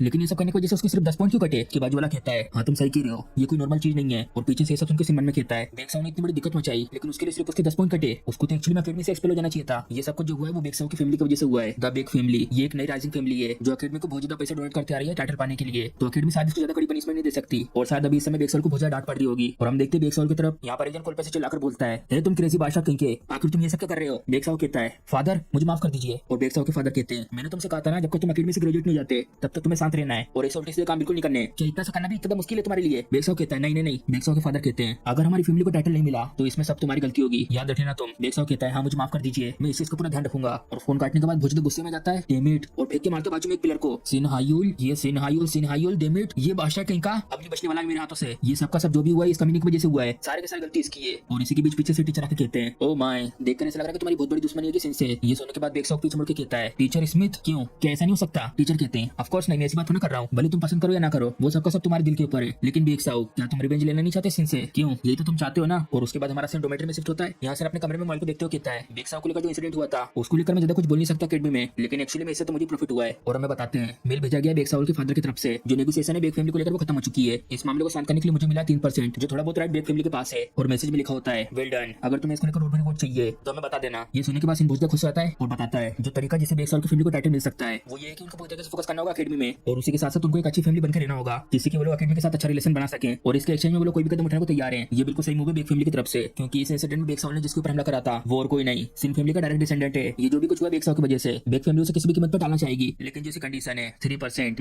ये चीज दिखाता है कि कितना इंपॉर्टेंट है टाइटल एक फैमिली के लिए। एक टाइटल ये सिंबल होता है फैमिली के स्टेटस का और इसको फैमिली के सिंबल के रूप में भी दिखा जा सकता है, जैसे कि मेज एक मैजिक फैमिली का और या तो मिस्टेक फैमिली का। ये टाइटल अलग करता है फैमिली के स्टेटस को और इसी वजह से बेक्सॉल एकेडमी से एक्सपेल होने से बच गया और अब भले उसे कोई भी स्किल की ना हो वो मुझे बिल्कुल भी चोट नहीं पहुंचा सकता। तो चलो अब सबका सब सेटल हो चुका है, अब पूरी तरह से फोकस करते हैं कल्टीवेशन टेक्निक को इंप्रूव करने के ऊपर और हम देखते हैं अगले दिन एकेडमी में यहाँ से जाते हुए मन में कहता है क्या वो जो बेक्सॉल का इंसिडेंट हुआ था ऐसा लगता है उसकी वजह थोड़ा और कंट्रोल बढ़ा दिया गया एकेडमी के ऊपर। और तभी पीछे से जना के कहता है सिन हायुल और सिन पीछे मुड़ के कहता है hello teacher Smith. Teacher Smith कहते हैं हाँ, और अपनी पर्पल आंखों से देख रहे होते सिन की तरफ घूरते हुए और सिन के पास आके कहते हैं मैं कुछ समय से नोटिस कर रहा हूँ सिन तुम मुझे बहुत ज्यादा डिसलाइक करते हो। सिन बोलता है हाँ मैं करता हूँ। नहीं करता। टीचर स्मिथ कहते हैं हाँ मैं समझ सकता तुम मुझसे थोड़ा सा नाराज हो क्योंकि मैंने क्लास में तुमसे कुछ हार्श चीजें कही थी, लेकिन वो सबके सब बस एक सिंसियर एडवाइस थी तुम्हारे लिए, प्लीज कुछ भी गलत में समझ लेना। ये सुनने के बाद सिन कहता है हाँ और कंफ्यूज होकर मन में कहता है आखिर अचानक से इस तरीके से सेटिंग क्यों कर रहे हैं। इसमें टीचर कहते हैं तो आखिर क्यों ना हम लोग फिर से स्टार्ट करें। सिन कहता है नहीं आपका बहुत बहुत शुक्रिया। तभी अचानक से बहुत ज्यादा प्रेशर आता है सिन के ऊपर, आखिर किस तरीके की अनकंफर्टेबल फीलिंग है। और टीचर स्मिथ कृपया से स्माइल करके कहते हैं मैं भले थोड़ा सा लेट हो गया लेकिन कांग्रेचुलेशन सिन हायुल मिड टर्म एग्जाम में फर्स्ट प्लेस पे आने के लिए, और मैं सच में आशा करता हूँ तुम अपने खुद का रास्ता जल्दी ढूंढ लो। ऐसे अजीब सी एनर्जी देखकर सिन मन में कहता है माना तो सबको सही से फील हो रहा है लेकिन आखिर ये क्या है, कोई मैजिक नहीं, एक ominous black magic the black tower की तरफ से। और बताते हैं द ब्लैक टावर बाकी सब 12 एग्जिस्ट करने वाले कलरों से अलग ये एक अनऑफिशियल टावर है जो एक अलग रास्ते को फॉलो करता है। एक ऐसे लोगों का ग्रुप जैसे क्रिमिनल्स लोगों ने बनाया है, एक ऐसे मैजिशियन जो अपने आप को कहते हैं the black magician king David. तो क्या जो टीचर स्मिथ है ये ब्लैक टावर के साथ मिले हुए हैं, तो इसका मतलब यहाँ एकेडमी में ब्लैक टावर की तरफ से और भी लोग होंगे। आखिर कब और कैसे नहीं अभी इस समय ये चीज इंपॉर्टेंट नहीं है। सबसे पहले मुझे अच्छे तरीके से समझना होगा इस मैजिक की फॉर्मूला को जिससे मैं अच्छे से संभाल पाऊं इस हालात को। और अपनी आंखों से चेक करके कहता है इस मैजिक का फॉर्मूला तो देखने में जाना पहचाना लग रहा है, ये तो एक मिड कंट्रोल मैजिक है। जरूर को एक मिड कंट्रोल, लेकिन जो मेरा ब्रेन है वो एक तरीके के इंटरफेरेंस को रजिस्टर करता है, तो इसका मतलब जो टीचर स्मिथ का मैजिक है वो काम नहीं करेगा मेरे ब्रेन के ऊपर। चलो कम से कम इसकी वजह से आज सर्वाइव कर जाऊंगा और देखकर ऐसा लग रहा है टीचर स्मिथ को भी तो पता नहीं चला है। तो चलो मैं अपना अगला मूव करता हूँ, ऐसा दिखाता हूँ कि मैं पूरी तरीके से कंट्रोल में आ चुका हूँ मैजिक के, और ये करके मैं सारी की सारी ब्लैक टावर की इन्फॉर्मेशन को निकाल लूंगा इनसे। और टीचर स्मिथ अपना ब्लैक मैजिक यूज करने के बाद कहते हैं चलो ये अच्छा है, एक डिसेबल फूल कहीं का जो यूज नहीं कर सकता कि आई चिप को तुम ऐसा नहीं कर सकते जैसे कि तुम उसे माफी मांग सको। और सिन के पास आके कहते हैं इन हायुल अब ध्यान से सुनना, आज के बाद से इस चीज को अपने पास हमेशा रखना, और एक और चीज और बिल्कुल भी ये क्वेश्चन मत करना कि आखिर तुम ये क्यों रख रहे हो अपने पास, बस यही करना है तुम्हें। और सिन एक्टिंग करते हुए कहता है ठीक है टीचर स्मिथ, और मन में कहता है क्या बस इतना ही खत्म हो गया क्या। टीचर स्मिथ कहते हैं और एक और चीज हायुल मुझे अच्छे तरीके से बताओ तुम्हारे इस मोटिवेशन मैजिक के बारे में। सिन मन में कहता है ये चीज ये नहीं बता सकता मैं तुम्हें, और फिर अपने सरदर्द करने का एक्टिंग करने लगता है। सिन को ऐसे देखकर टीचर स्मिथ कहते हैं ऐसा लगता है जो उसका अनकॉन्शियस डिजायर है वो इस विजन मैजिक को सीक्रेट रखना चाहता है, क्या तो स्ट्रॉन्ग मैजिक है। और सिन से कहते हैं चलो ठीक है अभी के लिए तुम रुक जाओ। ये सुनने के बाद सिन भी मुस्कुराता है और बताता है एक मिड कंट्रोल मैजिक जो डायरेक्ट इंटरफेयर करता है टारगेट के ब्रेन पर जिससे कि वो सारे इमोशन को कंट्रोल कर सके। एक प्रेजेंटेटिव मैजिक ब्लैक टावर का अगर एक हाई क्लास का मैजिशियन इसको यूज करता है तो इसकी वजह से सामने वाले का माइंड भी पूरी तरीके से कोलैप्स हो सकता है, जिसकी वजह से मैजिक बहुत ज्यादा डेंजरस बन जाता है। इसलिए इसे कहा जाता है फॉरबिडन मैजिक। और जैसा कि भी मैंने देखा है अगर किसी इंसान के ऊपर यूज होता है ये वाला मैजिक और उसकी विल पावर स्ट्रॉन्ग है तो जो मेमोरी पूरी तरीके से सीक्रेट रखी गई है अगर वो ट्राई करता है उनको निकालने का तो इसकी वजह से सामने वाले का माइंड पूरी तरीके से ब्रेक हो सकता है। ये देखना कि इसने कितनी आसानी से सब गिव अप कर दिया। ऐसा लगता है ये मोटिवेशन मैजिक के पीछे नहीं है। और टीचर स्मिथ अपने गुस्से में दांत मसलते हैं और परेशान होकर कहते हैं तुम्हारे पास एक विजन मैजिक है जो बिल्कुल फिट नहीं करता तुम्हारे स्टेटस को, तो इसलिए मैंने तुमसे ट्राई करता है निकलवाने का। चलो लेकिन मैं इस मिशन को फेल नहीं कर सकता, एक बार ये मिशन खत्म हो जाए फिर मैं तुम्हारी विजन मैजिक तुमसे ले लूंगा। और फिर सिनोस में आने का एक्टिंग करता है हाँ। टीचर स्मिथ कहते हैं हायुल क्या हुआ तुम ठीक हो ना, तुम अचानक से बातें करते करते पता नहीं कहाँ खो गए थे, तुम जरूर बहुत ज्यादा थक गए होंगे तो मैं तुम्हें ज्यादा परेशानी करूंगा, चलो गुड लक। और टीचर यहाँ से जाने लगते हैं पीछे से सिन कहता है ठीक है मैं समझ गया, और वहीं खड़े होकर उनको उड़ते हुए देखते जाते हुए। और सिन भी फिर यहाँ से जाने लगता है और आसपास में स्टूडेंट भी आपस में बातें करते यहाँ से जा रहे होते हैं। और फिर सिन वहाँ से आकर यहाँ बेंच पर आकर बैठ जाता है और जो आई चिप दी थी टीचर स्मिथ ने उसको देखकर कहता है ये चीज ये तो एक इलीगल आई चिप है IL जिसका पूरा नाम है इन्वेंशन लेवलिंग चिप, और इस चिप का मुझे देने का मतलब इनका जो एक गोल है वो ये है कि ये लोग मुझे फंसा सके एक इलीगल आई चिप के यूजर ग्रुप में, ये लोग मेरी पूरी इमेज को बर्बाद करने का ट्राई कर रहे हैं। टीचर स्मिथ के पास कोई खास कारण नहीं मेरे को इसे बर्बाद करने का, ऑफ कोर्स हम दोनों की भी थोड़ी बहुत बुरी चीजें हुई है लेकिन यहाँ पर कोई ना कोई जैसे रिक्वेस्ट करी ब्लैक टावर से। ऐसा लगता है कि मैं समझ पा रहा हूँ कि सिचुएशन कितनी बड़ी है और सोच रहा होता है के बारे में, ये बहुत ज्यादा बड़ी चीज है किसी ऐसे के लिए जब एकेडमी में कुछ कर नहीं सकता तो इसका मतलब ये मेरे दो भाई और दो बहनों में से कोई है, ये लोग ट्राई कर रहे हैं मेरी इमेज को बर्बाद करने का जिससे मुझे निकाल सके पूरी तरह से सक्सेशन कंपटीशन में से। 4 लोग जिन लोगों के पास क्लियर मोटिव है मेरे साथ ये करने का, पहले मेरी बड़ी बहन मिंजी अभी उसने इस समय पार्टिसिपेट नहीं करा सक्सेसर कॉन्टेस्ट में और ये कोई ऐसी नहीं जो ऐसा कुछ करेगी, और दूसरा मेरा बड़ा भाई न्यूक जो अभी पूरी तरह से एक्टिव है सक्सेसर कंपटीशन में लेकिन इसके पास इतने गट्स नहीं है कि ये कुछ ऐसा कुछ करेगा मेरे साथ। तो इन दोनों के बाद जो बाकी बचे हुए हैं वो ये दोनों हैं। क्या मुझे सबसे पहले टीचर स्मिथ को पकड़ के उनसे पूछना चाहिए? नहीं मैं ऐसा नहीं कर सकता, ब्लैक टावर बहुत ज्यादा सेंसिटिव होगा अपनी इन्फॉर्मेशन को लेकर, स्मिथ को शायद पता नहीं होगा कि कौन है सबके पीछे मास्टरमाइंड। अगर मैं इसको पकड़ भी लेता हूँ तो इसकी वजह से ब्लैक टावर मेरे पीछे पड़ जाएंगे और अभी इस समय बिल्कुल भी सही नहीं ब्लैक टावर को अपने दुश्मन बनाना, तो सिर्फ मेरे पास एक ही रास्ता बचा है और हमारा सेट होता है यहाँ इस ब्लू टावर पे। सिन यहाँ पर आया होता है और ब्लू टावर के मास्टर कहते हैं तुम्हारा स्वागत है हायुल, तो आखिर क्या है क्या बताना चाहते हो मुझे? और थोड़ा गुस्सा होकर दिख रहे होते सिन को, उनको ऐसा देखकर सिन मन में कहता है ब्लू टावर के मास्टर किंग के इंजन आज ये पहले से ज्यादा कोल्ड विवाह क्यों कर रहे हैं मेरे से, लेकिन अभी इस समय ये सबका टाइम नहीं बिल्कुल भी। और टावर मास्टर कहते हैं मैंने तुमसे कहा था ना कि ऐसे मत बनो जिससे कि तुम बोझ बन जाओ किसी के ऊपर। सिन इनको देखकर मन में कहता है इनको देखकर ऐसा लग रहा है कि इनके पास बिल्कुल भी टाइम नहीं है, कैसा रूमर कहते हैं इनके बारे में, आखिर किस तरीके की रिसर्च कर रहे थे जिसकी वजह से ऐसा व्यवहार कर रहे हैं। और टावर मास्टर से कहता है क्या आप किसी चीज की रिसर्च कर रहे थे क्या? टावर मास्टर कहते हैं हाँ मैं स्टडी कर रहा था एक अजीब से मैजिक स्टोन के ऊपर और उसमें बहुत ज्यादा टाइम लग रहा है जितना मैंने सोचा था उससे ज्यादा। ये सुनने के बाद सिन मन में कहता है एक मैजिक स्टोन, और बाजू में देखता है क्या ये तो वही एलिमेंटल स्टोन है। ओह क्या तो रेयर अपॉर्चुनिटी मिली मेरे को। और दोनों के दोनों सब बैठ जाते हैं। टावर मास्टर कहते हैं जबकि हम दोनों के दोनों बिजी होंगे, चलो डायरेक्ट पॉइंट पे आते हैं। तो जैसे तुम कह रहे थे कि कोई बहुत ज्यादा इंपॉर्टेंट चीज है, तुम वेट नहीं कर सकते उसको लेकर, तो आखिर क्या है जिसके लिए तुम यहाँ पे साथ में मेरे से बात करना चाहते हो। सिन परेशान होकर मन में कहता है तुम तो धीरे धीरे बहुत जल्दी कर रहे हो, अगर ऐसे चलता रहा तो तुम कुछ भी नहीं सुनोगे जो भी मैं तुमसे कहूंगा। चलो इसको शुरू करने से पहले नेगोशिएट करते हैं। और कहता है टावर मास्टर से मेन पॉइंट पे आने से पहले कुछ है जो मैं आपसे कहना चाहता हूँ इस मैजिक स्टोन के बारे में। ये जो मैजिक स्टोन है इसके ऊपर आप रिसर्च कर रहे थे, ये एक एलिमेंटल मानालाइट स्टोन है। सिन की मुझसे सुनने के बाद टावर मास्टर चौंक जाते हैं और घूरते हुए कहते हैं आखिर तुम्हें इसके बारे में कैसे पता, ये नाम तो कभी भी किसी के सामने रिवील नहीं करा गया है और यहाँ तक कि एग्जिस्ट भी नहीं करता था। वेल अब तुम्हें इसके बारे में अच्छे से केयरफुल होकर बोलना है। सिन कहता है ऐसा नहीं कि मैं कोई स्पाई बन के आऊं ब्लू टावर में और किसी तरीके की इन्फॉर्मेशन को चुराने आया हूं। टावर मास्टर कहते हैं तो आखिर तुम्हें कैसे पता है इसके बारे में। सिन अपने बैग में से कुछ निकालते हुए कहता है जो रीजन है वो सिंपल है, मेरे पास भी ये वाला सेम स्टोन है। टावर मास्टर और ज्यादा हैरान होते हैं ये चीज। सिन बताता है हाँ करेक्ट, ये पूरे परफेक्ट तरीके से बनाया हुआ एक एलिमेंटल माना लाइट है। टावर मास्टर बोलते हैं हायुल क्या तुमने बाय एनी चांस इस एलिमेंटल स्टोन को खुद क्राफ्ट करा है। और सिन कहता है हाँ मैं हूँ वो जिसने इसको क्राफ्ट करा था। और टावर मास्टर जैसे ही सुनते हैं हैरान होकर कहते हैं ये तो रिडिकुलस है, रेड टावर के टॉप टियर के इंजीनियर जेम पिलर जो जाने आती पूरी दुनिया में बेस्ट मैजिकल स्टोन क्राफ्टर के रूप में, और यहाँ तक कि जो एलिट क्राफ्टर हमारे ब्लू टावर में वो भी बहुत ज्यादा फेमस है अपनी क्राफ्टमैनशिप के लिए। यहाँ तक कि मैं जो टॉप 3 की रैंकिंग में आता हूँ पूरी दुनिया में एक क्राफ्टर के रूप में, मैं तक क्राफ्ट नहीं कर पाया इस स्टोन को। और तुम मुझे ये कह रहे हो कि एक मामूली सा हाई स्कूल के स्टूडेंट ने इसको क्राफ्ट कर दिया। हायुल क्या मैजिक स्टोन तुम अपने पास ही रखते हो या तो बाय एनी चांस। सिन कहता है हाँ मैंने पता लगा कि ब्लू टावर ये कैसी जगह आएगी जहाँ पे ऐसे मैजिक स्टोन को हैंडल कर सकते हैं, तो इसलिए जबकि मैं यहाँ पे आ रहा था तो इसे अपने साथ ही लेके आ गया। टावर मास्टर पूछते हैं क्या मैं तुमसे पूछ सकता हूँ कि तुम्हें ये स्टोन कहाँ से मिला है। सिन कहता है मैं इसको लेकर आपको कुछ बता नहीं सकता, बस मैं आपको सिर्फ इतना बोल सकता हूँ कि मुझे बाय एनी चांस मिल गया था और मैं इतना लकी निकला कि मैंने इसको क्राफ्ट कर दिया। और टावर मास्टर बहुत ज्यादा खुश होकर कहते हैं क्या बस इतने कहना है तुम्हें, तुम्हारे पास जरूर बहुत ज्यादा इंक्रेडिबल लक होगा। क्यों। टावर मास्टर को ऐसे देखकर सिन की पसीना जाते हैं और टावर मास्टर खड़े होकर कहते हैं वेल मैं जिसके पास अपने खुद के राइट है सीक्रेट रखने के लिए मैं तुमसे इसको लेकर और ज्यादा कुछ नहीं पूछूंगा। सिन कहता है आपका बहुत बहुत शुक्रिया। टावर मास्टर बोलते हैं क्या मैं इसको थोड़ा पास से देख सकता हूँ। सिन कहता है हाँ ऑफ कोर्स क्यों नहीं, ये लीजिए। और टावर मास्टर को करीब से देखकर कहते हैं ये सिर्फ एक ऐसा मैजिक स्टोन है जिसमें चारों के चारों एलिमेंट्स हैं, तो आखिर क्या करना था जिसकी वजह से तुम ये मैजिक स्टोन यहाँ पर लेकर आए। सिन कहता है मैं इसको यूज करना चाहता हूँ आर्टिफैक्ट बनाने के लिए। टावर मास्टर बोलते हैं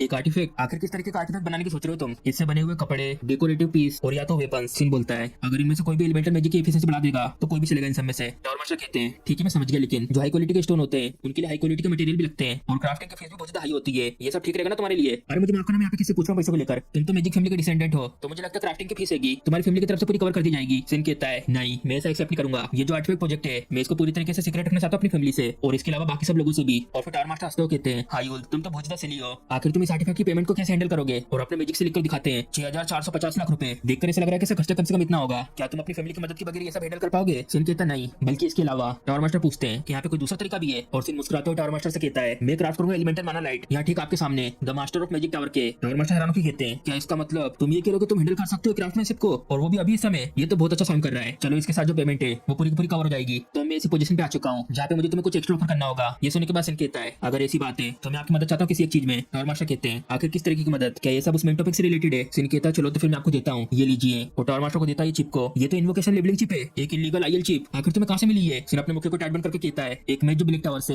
उसने मुझे ये दिया है अकेडमी के अंदर, यहाँ ऑब्लिक्स अकेडमी के अंदर ब्लैक टावर के मैचेस छुपे हुए हैं, प्लीज मेरी मदद करिए इनसे निपटने में। और हम देखते रात हो चुकी होती है और इसी के साथ सिन इस जगह पर उतरता है इस गाड़ी से और जिसने यहाँ पर छोड़ा होता है उनसे कहता है रास्ते से जाते हो अपना ध्यान रखिएगा। और हम देखते हैं होती टावर मास्टर की सेक्रेटरी और सिन से कहती है हाँ हम लोग जल्दी फिर से मिलेंगे और चले जाती है यहाँ से। और सिन जल्दी से अपने रूम में आकर लेट जाता अपने बिस्तर पे। वैली समझो कि मैं लकी निकला, मैंने बिल्कुल भी नहीं सोचा था कि टावर मास्टर रिसर्च कर रहे हैं एलिमेंटल माना लाइट के ऊपर। चलो अभी सबकी मदद से मैं सीक्रेट रखूंगा अपने फादर से और साथ में क्राफ्ट कर पाऊंगा एक आर्टिफैक्ट को भी। और याद कर रहा था बेक साउ के बारे में, मैं ओरिजिनली प्लानिंग कर रहा था बेक फैमिली से 3% का शेयर को लेने की, लेकिन अब मैं इस पर रुक सकता थोड़ा दिनों तक। सच में ये तो बहुत ज्यादा बढ़िया है अगर बस चीजें स्मूथली चलती रही तो। और हमारा सेंस होता है उस समय पर जब टावर मास्टर से बातें कर रहा होता है और टावर मास्टर कहते हैं इस पर भरोसा करना तो सच में बहुत ज्यादा मुश्किल है। यहाँ पर इस रूम में चल रहा है कि ब्लैक अकेडमी में बहुत ज्यादा कड़ी सिक्योरिटी है और इस सबके बावजूद भी वहाँ पर ब्लैक टावर के मैच छुपे हुए हैं और इस सबको लेकर सिर्फ एक ही एविडेंस और वो है ये चिप। सिन कहता है क्या ये बहुत ज्यादा मुश्किल होने वाला है। टावर मास्टर मुस्कुराते हुए कहते हैं नॉर्मली हमारा जो ब्लू टावर है वो किसी तरीके का एक्शन नहीं उठाता सिर्फ एक स्टूडेंट के संदेह करने से और ऐसी इन्फॉर्मेशन जो अनरिलायबल हो, लेकिन सब कुछ ठीक है चलो देखा जाएगा, लेते हैं रिस्क। और हमारा सीन सेट होता है प्रेजेंट में। सिन यहाँ से जा रहा होता है फोन पर बात करते हुए और फोन पे से एजेंट कहता है क्या तुम वहाँ पे आ चुके हायुल। सिन कहता है हाँ मैं आ चुका हूँ, तो क्या मैं फॉलो करूँ आपकी प्लेन को। और सिन एलिवेटर के अंदर जाता है और हम देखते हैं ब्लू टावर मास्टर का फोन होता है और वो कहते हैं हाँ तो मैं सबको लेकर चिंता करने की जरूरत नहीं है, जब तक ये इन्फॉर्मेशन पूरी की पूरी एक्यूरेट है हमारा जो ब्लू मैजिक टावर है वो किसी भी तरीके की गलती नहीं करेगा। सिन कहता है ठीक है मैं आप पे भरोसा करता हूँ, तो ठीक है मैं आपसे बात करूंगा। और फिर सिन एलिवेटर से ऊपर आने के बाद यहाँ इस रास्ते से सामने की तरफ बढ़ रहा होता है और यहाँ पर आने के बाद कहता है मैं आ गया हूँ मेरे भाई और बहनों। और हम देखते हैं सिन के चारों चारों भाई बहन बैठे होते हैं और सेकंड सिस्टर मिंजी कहती है ओ माय बहुत ज्यादा टाइम हो गया हायुल। सिन कहता है हाँ बहुत ज्यादा टाइम हो चुका है, तुम तो अभी भी बिल्कुल चेंज नहीं हुई, बिल्कुल पहले के पहले जैसी हो। मिंजी कहती है क्या तुम मुझे कॉम्प्लीमेंट दे रहे हो। सिन कहता है हाँ ऑफ कोर्स। मिंजी कहती है सिन तुम तो सच में बहुत ज्यादा बड़े हो गए हो, जल्दी तुम अपने भाई इनायुक से भी बड़े हो जाओगे। इनायुक कहता है मिंजी ऐसी ओमनियस चीजें मत कहो, तुम्हारा स्वागत है हायुल, सच में अभी मुश्किल है पूरी तरह से खुश होना, लेकिन चलो तुम्हारा स्वागत है। सिन कहता है हाँ थैंक यू ब्रदर। और मन में कहता है तुम तो अभी भी पहले की तरह स्ट्रेट फॉरवर्ड हो। मिंजी कहती है इनायुक से ब्रदर आखिर तुम ऐसी अननेसेसरी चीजें क्यों कह रहे हो। इनायुक कहता है क्या मैंने कुछ गलती कर दी क्या। और फिर सिन दूसरे भाइयों बहनों की तरफ देखकर कहता है बहुत ज्यादा टाइम हो चुका है बड़े भाई जिहान और सिस्टर सिहा। जिहान कहता है तुम्हारे तुम्हारा वो बच्चों वाला फेट खत्म हो चुका है और अब तुम एक और ज्यादा मर्द की तरह दिख रहे हो। सिया कहती है हाँ छोटे भाई बहुत अरसा हो गया मिले। और सिन मन में कहता है तुम लोग बस बाहर से मुस्कुरा रहे हो, जरा देखो तो आखिर ये सब क्या है। ये तो ऑब्वियस है, तुम लोग मुझे पूरी तरीके से खाने का ट्राई कर रहे हो जैसा मैंने सोचा था। जो इस सब के पीछे कल्प्रेट है वो यहाँ पर है। जियान कहता है तो चलो बैठकर खाते हो बात करते हैं। मैं बहुत ज्यादा क्यूरियस हो रहा हूं छोटे भाई, कि आखिर तुमने हमें यहाँ पर क्यों बुलाया है? वैसे कुछ स्पेशल तो है नहीं यहाँ पर। सिन कहता है मैं बस तुम सबको एक साथ देखना चाहता था और कुछ नहीं, इसलिए मैंने अरेंज करा तुम सबके लिए। सिया कहती है क्या तुमने हम सबको यहाँ पर ऐसे बुलाया ऐसी छोटी चीज के लिए? सिन कहता है भले अगर मैं ये सब सेटअप नहीं करता जियान और सिया तुम में से कोई ना कोई मीटिंग पहले से अरेंज कर देता। क्या मैं गलत हूँ इसको लेकर? सिया चिल्लाते हुए कहती है क्या तो बदमाश बच्चा है ये। तो चलो ठीक है मैं तुमसे डायरेक्ट पूछती हूँ आखिर तुम्हारा ये सब करने के पीछे क्या प्लान है बच्चे? सिन बोलता है आखिर तुम्हारा क्या मतलब है इससे कि मैं प्लानिंग कर रहा हूँ? सिया कहती है ऐसे बेवकूफ दिखने की कोशिश मत करो। क्या तुम प्लानिंग नहीं करे सक्सेसर रेस को ज्वाइन करने की? सिन बोलता है अगर मैं ये कहूँ कि मैं इंटरेस्टेड नहीं हूँ इसमें तो क्या तुम मुझ पर भरोसा करोगे? सिया चिल्लाते हुए कहती है आखिर कौन भरोसा करेगा इस पे? सिन बोलता है तो क्या कोई पॉइंट बनता है तुम्हारा पूछने से कि मैं ज्वाइन कर रहा हूँ कि नहीं कर रहा हूँ? सिया को बहुत ज्यादा गुस्सा आ रहा होता कहती है तुम बदमाश बच्चे कहीं के। तभी बाजू में से जियान कहता है सिया ये तरीका नहीं है सब पूछने का, ऐसे मैटर के लिए इस तरीके के वर्ड काफी नहीं है, इसे प्रूव करना होगा अपने एक्शन के जरिए। चलो इस सबको छोड़ो हायुल, मैंने सुना है कि तुम्हें मिला है कुछ अच्छे विजन म्यूजिक का पीस, तो उसे क्या कहते हैं? अरे हाँ ट्रांसफॉर्मेशन म्यूजिक। ये जो म्यूजिक है क्या तुम इसे फैमिली के साथ शेयर करने को लेकर सोच रहे हो या नहीं? जियान की बात सुनकर सिंह हैरान हो जाता है। अच्छी बात कही तुमने ये विजन म्यूजिक को शेयर करने को लेकर, ये प्रूव करता है कि तुमने गिव अप नहीं करा है हार की कंपटीशन को लेकर, लेकिन ये किस तरीके की ट्रिक नहीं है। और फिर सिंह जियान का जवाब देता है बहुत बढ़िया सेटिंग करते हुए ब्रदर और सिस्टर्स, मेरा ये जो विजन म्यूजिक है यही मेरी आखिरी होप है, किसी ऐसे के लिए जो बन नहीं पाया था एक मैच, मेरे पास सिर्फ आखिरी यही एक मौका है, मुझे इसके साथ हमेशा जीना आएगा, इसलिए मैं इसको किसी के साथ शेयर नहीं कर सकता। और ये सब कुछ बिल्कुल भी रिलेटेड नहीं है सक्सेसर रेस से। मिंजी की आंसू आ जाती है इनको ऐसा देखकर और कहती है ठीक है अब ऐसा लगता है कि इसमें कुछ भी मदद नहीं कर सकते,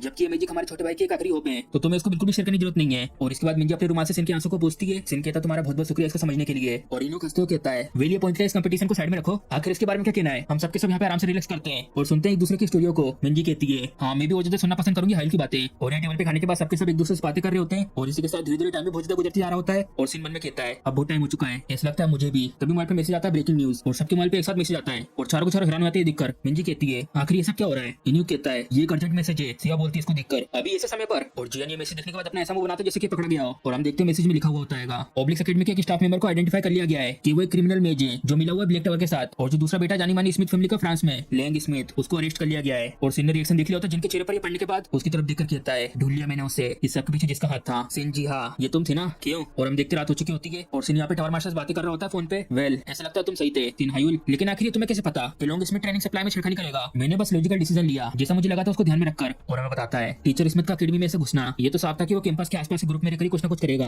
और उसी के साथ जो टाइमिंग थी मेरे ऊपर उसकी माइंड कंट्रोल की। और अब तो मैं ऐसे समय को चुनना एक्ट करने के लिए फ्राइडे वो दिन था जिस दिन एक सर्वाइवल बेटर होने वाली थी। और अगर ये कुछ ना कुछ करना चाहता था सर्वाइवल टेस्ट के दौरान तो वो जरूर कुछ ना कुछ छेड़खानी करता ट्रेनिंग मटेरियल के साथ, जो ज्यादातर सप्लाई को चेक करा जाता है वो करते हैं आफ्टरनून को टेस्ट होने से पहले। तो स्मिथ के पास जो मौका है बिना किसी को पता चले सप्लाई के साथ छेड़खानी करने का, वो है फ्राइडे से एक दिन पहले रात के समय। और मेरे पास ब्लू टावर था सप्लाई रूम के ऊपर नजर रखने के लिए। और उसी के साथ मैंने अपने भाई बहनों को इकट्ठा करा ये चेक करने के लिए कि किसने हायर करा था ब्लू टावर के एजेंट को। और इसके रिजल्ट में हम लोगों ने पकड़ लिया टीचर स्मिथ को। और इसी के साथ मुझे ये भी पता चला कि सिंजियन किसी न किसी तरीके से ब्लैक टावर से कनेक्टेड है। मैंने ये प्लान परफेक्टली एक्जीक्यूट करा बिना कोई कंप्रोमाइज करे, इकट्ठा कर लिया सारे के सारे इन्फॉर्मेशन को। ये तो एक बहुत बढ़िया फ्लॉलेस ऑपरेशन था, लेकिन सिर्फ एक ही रिग्रेट है टीचर स्मिथ और जियन का कनेक्शन था, लेकिन हम लोग इसको लेकर कुछ नहीं कर सकते क्योंकि हमारे पास ज्यादा एविडेंस नहीं है। लेकिन चाहे कुछ भी हो जाए मैं कैसे ना तो कैसे करके खोद कर निकालूंगा सारी की सारी जानकारी को। और टावर मास्टर कहते हैं सिनाइल इस सब को छोड़ो, मैं तुम्हारी इस टाइम मदद करना चाहता था लेकिन तुमने हमारी मदद कर दी इसमें। इस सब की वजह से ब्लू टावर की रेपुटेशन सच में बहुत ज्यादा बढ़ चुकी है। मैं मेक श्योर करूंगा कि इसका फेवर में तुम्हें जल्दी रिटर्न करूं। सिन हंसते हुए कहता है मैं आखिर कैसे मना कर सकता हूं आपके इस ऑफर को? टावर मास्टर हंसते हुए कहते हैं मुझे पसंद आई तुम्हारी होनेस्टी। चलो ठीक है मैं अपनी तरफ की सारी चीजों को सुलझा लूं, तुमसे मैं फिर बात करूंगा। सिन कहता है ठीक है आपका बहुत बहुत शुक्रिया, ध्यान रखेगा अपना। और जैसे सिन फोन रखता है अचानक से पीछे एक धमाका होता है और उस धमाके की वजह से सिन भूल जाके गिरता है। आखिर ये सब क्या हो रहा है? और वो धमाका होने के बाद धुएं के पीछे से एक जन कहता है सिन हायुल सिन हायुल सिन हायुल अब तुम मरोगे, तुम पैथेटिक लूजर कहीं के। और हम देखते हैं बेखाक तो पूरी तरीके से पागल हो चुका होता है सिन से आने के बाद, और उसे कुछ भी नहीं दिख रहा होता सिन को मारने के अलावा। इसको देखकर सिन मन में कहता है बेग साउक आखिर यहाँ पर क्या कर रहा है? इसको तो मैंने कर दिया निकलने से। और बेग साउक अटैक कर देता सिन के ऊपर अपने फायरबॉल से। उसको आते देखकर कहता है ये तो बहुत फास्ट है और यूज करता है रेजोनेंस एम्पलीफायर वाटर शील्ड। ये पावर सच में बहुत ज्यादा स्ट्रॉन्ग है, अगर ऐसे ही चलता रहा तो ये वाटर शील्ड वो टूट जाएगी। मुझे कैसे न कैसे करके इस वाटर शील्ड को फिक्स करना होगा। और बेग साउक का अगला अटैक बहुत ज्यादा पास आ चुका होता है, तभी बहुत धमाका होता है उस जगह पर जहाँ पे सिन खड़ा था। और उस धमाके की वजह से सिन बहुत ज्यादा दूर इस खंभे पे आकर टकराता है और उसको ब्लॉक करने की वजह से सिन का हाथ भी जल चुका होता है। और अपने हाथ को देखकर मन में कहता है जैसा मैंने सोचा था मैं इसको पूरी तरीके से डोज नहीं कर पाया। बेग साउक हंसते हुए कहता है हाँ ये है ना डिफरेंस हम दोनों की स्किल में, तुम हर बार ऐसे रेंगते ऊपर की तरफ आ रहे हो, यहाँ तक कि तुम एक डिफेक्टिव पीस ऑफ ट्रेस हो। अब देखो क्या होता है तुम्हारे साथ। बेग साउक को ऐसे देखकर सिन मन में कहता है हाँ जरा रुको आखिर इसे क्या हुआ है? इसके साथ कुछ ना कुछ अलग है, ये पहले जैसा बिल्कुल नहीं रहा है, इसकी आंखें पूरी तरीके से ब्लैक शॉट हो चुकी है और इसकी स्किन भी धीरे धीरे रेड हो रही है। सिन बताता है ये रिएक्शन तो एक इलीगल ड्रॉपिंग ड्रग का है जिसे कहा जाता है बजरकर। जो फीचर्स है इस ड्रग के वो ये है कि माना की एक्सेलरेशन को फोर्स तरीके से बहुत ज्यादा स्पीड में सर्कुलेट करता है, जिसकी वजह से ब्लड वेसल पूरी तरीके से फूट जाती है, जिससे कि किसी भी इंसान की अपीयरेंस को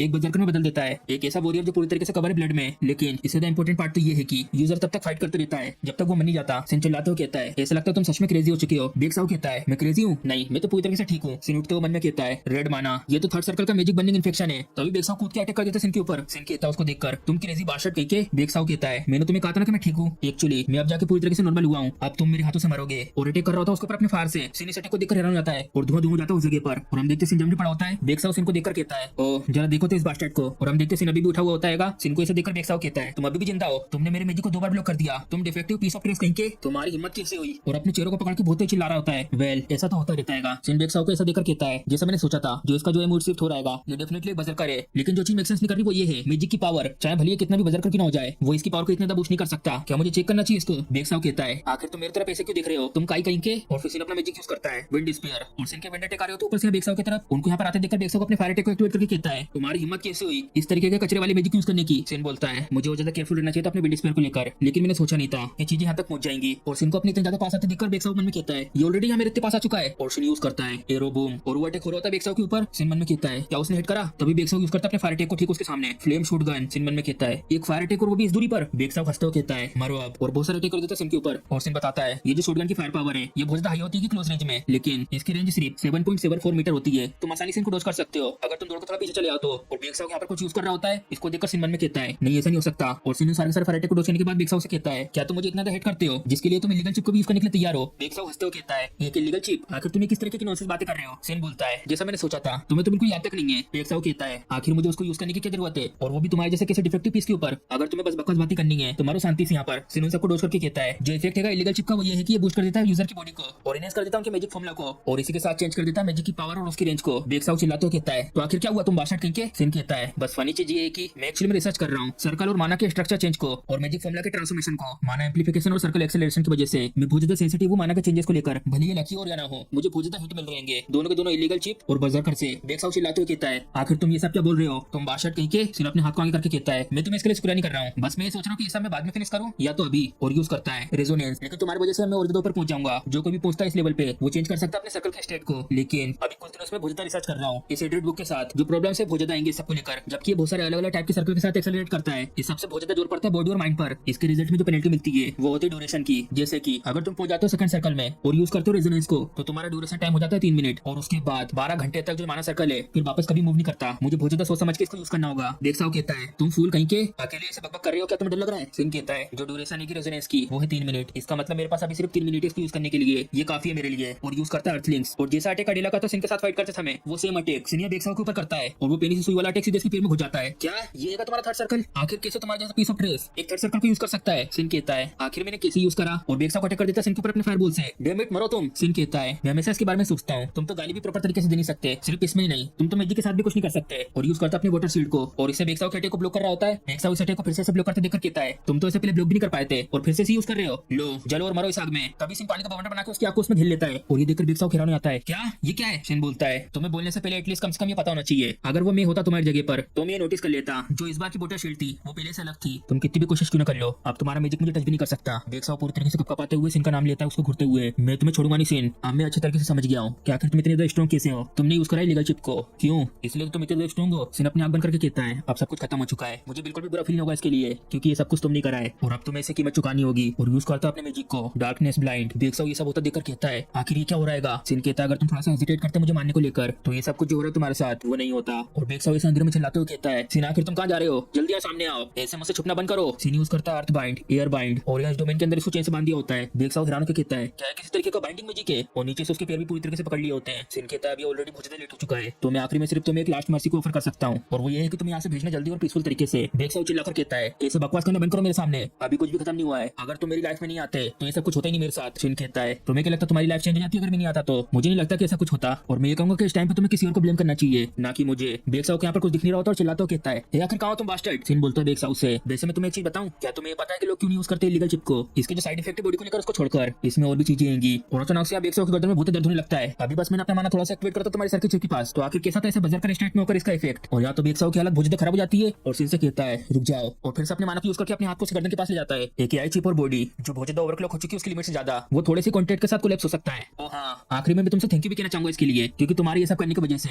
मुझे बहुत ज्यादा फायदा होने वाला है। इस बार तो मुझे पहले के कंपेयर में बहुत ज्यादा मिलेगा। 30% मैजिक स्टोन की माइनिंग राइट नहीं, शायद मुझे इस बार 40% कर देना चाहिए। बाय बाय बेक्साओ, और बहुत ज्यादा शुक्रिया तुम्हारे गिफ्ट के लिए। सच में तुम तो एक बहुत ज्यादा दयालु पेड़ हो जो मुझे बहुत सारी चीजें देता है फ्री में, और उसके चिप के ऊपर अपना हाथ रखकर बहुत सारे मानव यूज कर देता है, जिसकी वजह से बेक्साओ बहुत दर्द के साथ यह जमीन पर गिर जाता है और उसके चिप में से बहुत सारा धुआं निकलने लगता है। सीनियर जमीन पर गिरे हुए अपने फोन को उठाकर अपने फादर को फोन लगाता है। फादर मैं मैं बोल रहा हूँ सेन। फादर कहते हैं हाँ क्या हुआ, तुमने इतनी रात को फोन करा? सेन बोलता है मुझे पता है कि आप इस सब पे नजर रख रहे थे, भले कितना भी लेट क्यों ना हो गया हो, लेकिन क्या है बहुत ज्यादा अजीब नहीं है? यहाँ इतना सारा कमोशन होने के बाद एक भी स्टूडेंट यहाँ पे दौड़ के नहीं आया और ना ही कोई पुलिस आई। फादर कहते हैं स्टूडेंट शायद इवैक्यूएटेड हो गए होंगे और तुम ऐसा नहीं कह सकते कि ऐसा कुछ मैंने करा है बस इसलिए क्योंकि मैं यहाँ पे पुलिस को आने से रोक सकता हूँ। सेन बोलता है बहुत सारे लोग ऐसे जो पुलिस को आने से यहाँ पे रोक सकते हैं, लेकिन सिर्फ आप ही ऐसे हैं जो नजर रखेंगे लड़ाई खत्म होने तक, और अगर कोई और होता है इसके बदले तो वो लड़ाई के बीच में आ जाते हैं इंटरफेयर करने के लिए, और या तो यहाँ तक कि मेरे ऊपर पीछे से हमला भी कर देते हैं। इसीलिए जो प्रोटेक्शन और नजर रखने का काम है वो मेरे भाई बहन में से किसी को नहीं दिया गया है। फादर कहते हैं हाँ तुम बिल्कुल सही हो, इसीलिए तो मैंने तुम्हारे पीछे रखा हुआ है। सीओ खाई उनको और ये झाड़ी में से छुपे हुए सारे के सारे मेंबर आकर चेक कर रहे होते हैं बेगसाओ को, और सिन अपने फादर से बात कर रहा होता है। सिन के फादर कहते हैं तो जबकि तुम्हें पता था कि मैं तुम्हारे पर नजर रख रहा हूँ तो आखिर तुमने मदद के लिए बोला क्यों नहीं? सिन बोलता है मैं आपको दिखाना चाहता था थर्ड सर्कल का मैजिक। फादर कहते हैं मुझे नहीं लगा था कि तुम इतने कम टाइम में ये सब भी अचीव कर लोगे, तो इसका मतलब तुम्हें छुपा रहे थे कि तुम थर्ड सर्कल के मैच बन चुके हो। और समझा रहा था अपने फादर को ऐसी बात थी। ऑफ कोर्स जो कुछ भी मैं कह रहा हूँ सबका सब झूठे, रियलिटी में तो मैंने सेकंड सर्कल के रेजोनेंस को यूज करा था। और फादर को कहता है मेरे पास अभी भी पावर की बहुत ज्यादा कमी है, और अगर सबको ये पता चल गया कि मैं थर्ड सर्कल का मैजिक यूज कर रहा हूँ तो मेरे जो सिबलिंग उनकी तरफ से होने वाली जितनी भी दिक्कतें मेरे ऊपर वो बहुत ज्यादा बढ़ जाएंगी। और यहाँ पर मिस्टर सीओ खायोन यूज कर रहे थे साउंड ब्लॉकिंग को और हेलुसिनेशन मैजिक को, जिससे वो आसपास की सराउंडिंग को ब्लॉक कर सके। फादर कहते हैं वेली इतना बुरा नहीं है, मैं अभी भेजता हूँ तुम्हारे पास एक कार, जाओ घर पे जाकर आराम करो। सिन बोलता है हाँ आपका बहुत बहुत शुक्रिया और मैं आपसे मिलूंगा जब वापस आऊंगा। तो ये सुनने के बाद सिन के फादर मुस्कुराते हैं और बहुत जैसे लगते हैं। मुझे नहीं पता कि आखिर तुम इतने सालों से क्या कर रहे थे, लेकिन जो तुम्हारा कॉन्फिडेंस है वो तो रिमार्केबल है। सिन यहाँ पर सीओ से कहता है आपसे मिले तो बहुत ज्यादा टाइम हो गया सीओ खायोन। सीओ अपने मास्क को निकाल कर कहते हैं आपसे भी मिले बहुत ज्यादा लंबा समय हो गया यंग मास्टर, प्लीज जरा रुकिए थोड़े समय के लिए, तुम्हारी इंजरी छोटी मोटी नहीं है और अपने मैजिक से उसको हील कर रहे होते हैं। मैंने तुम्हें बस कुछ बेसिक फर्स्ट एड दे दी है और अब जो बाकी सब है वो फैमिली के डॉक्टर संभाल लेंगे। सिन कहता है आपका शुक्रिया, तो ठीक है सब कुछ मैं छोड़ता हूं तुम्हारे हाथों पर। सीओ अपना मास्क लगाकर बाकी सबसे कहते हैं जो भी यहाँ पर हुआ उसके बारे में कोई भी खबर बाहर तक नहीं जाना चाहिए। और उसके बाद हमारा सीन इस बिल्डिंग पर शिफ्ट होता है। यहाँ पे जियन बहुत ज्यादा गुस्से में होता है, डैम इट आखिर ये सब क्यों हुआ? और इसी के सामने एक जन इससे कहता है क्या जो तुम्हारा काम था वो खत्म हो गया? और सामने इसको यहाँ पर देखकर जियन हैरान आता है और ब्लैक रॉब आदमी कहता है मुझे लगा कि मैं तुम्हारे यहाँ पर इंतजार करते रह जाऊंगा, वैसे मुझे सोफा बहुत ज्यादा पसंद आया। जियन कहता है क्या तुम ब्लैक टावर की तरफ से आए हो? ये कहता है इसको छोड़ो, तुम तो सच में बहुत ज्यादा लकी हो, मुझे ये नहीं लगा था कि ब्लू टावर से कोई आकर ये सब चीजें बिगाड़ देगा। मैंने यहाँ पर कुछ कह भी नहीं सकते, कुछ करने से पहले तुम अरेस्ट हो गए। जियन चिल्लाता हो कहता है ये कोई हंसने वाली बात नहीं है, क्या तुम लोग हमेशा बोलते नहीं रहते हो ये कि तुम लोग कभी फेल नहीं होते अपने मिशन में, तो आखिर आपका चाहिए तुम्हें मुझसे?